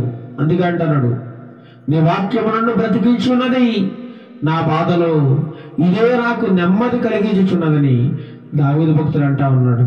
ఎందుకంటే దావీదు భక్తుడు ఎన్నో బాధలు, ఇబ్బందులు, శ్రమలు, ఇరుకులు, భయంకరమైన మరణాపాయ పరిస్థితుల నుండి తప్పించబడ్డాడు. ఎందుకంటే దావీదుకి దేవుడు అంత గొప్ప ఓర్పు ఇచ్చాడు, సహారం ఇచ్చాడు, తట్టుకునే శక్తినిచ్చాడు. అలాగే ప్రభువా, మాకు కూడా అన్ని విషయాల్లో తట్టుకునే మనస్సు దయచేయండి ప్రభువా. ఓర్చుకునే స్వభావము మాకు దయచేయండి నాయన. చిన్న విషయాలకు మేము చెలరైపోతా ఉన్నాము. మా నోటి వెంబడి పనికిమాలిన మాటలు, బూతులు, భయంకరమైన మాటలు, చిన్న మాటకే లొంగిపోయి నాయన లోకానుసారమైన మాటలు మాట్లాడుతున్నాం నాయన. అలాంటి మాటలు మాట్లాడకుండా మా నోటిని అదుపులో పెట్టుకోవడానికి చక్కగా మీరు నీ వాక్యమని మా హృదయంలో ఉంచడమని ప్రతి ఒక్కరు కూడా దేవుని అడగాలి. వాక్యం హృదయంలో ఉన్నట్లయితే నీలో ఓర్చుకునే స్వభావం ఉంటుంది, తట్టుకునే స్వభావం దేవుడు నీకు ఇస్తాడు, సహనము నీకు దేవుడు దయచేస్తాడు. అలాంటి గొప్ప సహనము మనందరికీ దేవుడు దయచేయాలని మనం అందరం ప్రార్థన చేద్దాం. మహాగరుడా, ఉన్నతమైన దేవా, నీకే వందనాల ప్రభా. ఈ దిన వాక్యం ద్వారా మమ్మల్ని బలపరిచినందుకు నీకు వందనాల ప్రభా. ఈ లోకంలో మేము దేవుని గ్రంథాన్ని పట్టుకుని బతకడానికి కాదు నాయన, బతుకుదొరు కోసం కాదు ప్రభా. నీ యొక్క రక్షణ సువార్తను నలుగురికి తెలియజేయాలని, నలుగురు రక్షింపబడాలని, నలుగురు మారు మనసు పొందాలని, నలుగురు నిత్య రాజ్యము, ఆ పరలోక రాజ్యం చేరాలనేది మా తపన ప్రభా, మా తపన నాయన. మా ఆశ నెరవేర్చండి నాయన. యథార్థమైన మనస్సు కలిగి యథార్థంగా ఆరాధించేవారు ఉన్నారా, ఈ భూమి మీద ఉన్నారా అని నువ్వు కనిపెడతా ఉన్నావు ప్రభా. అలాంటి వారి కోసం మీరు ఎంతగానో ఆరాటపడుతూ ఉన్నారు ప్రభా. మమ్మల్ని యథార్థవంతులుగా చేయండి నాయన, న్యాయవంతులుగా చేయండి. ఏ విషయంలో తప్పిపోకుండా నాయన, అన్ని విషయాల్లో నీకు లోబడి నీకు నచ్చిన విధంగా మేము జీవించడానికి నీ కృపా సహాయం ఇచ్చేయండి. లోకానుసారంగా అందరూ చేస్తున్నట్లు మేము చేయకుండా అందరూ మాట్లాడినట్లుగా మేము మాట్లాడకుండా, అందరూ నడిచే దారిలో మేము నడవకుండా మమ్మల్ని కాపాడండి, తప్పించండి నేను.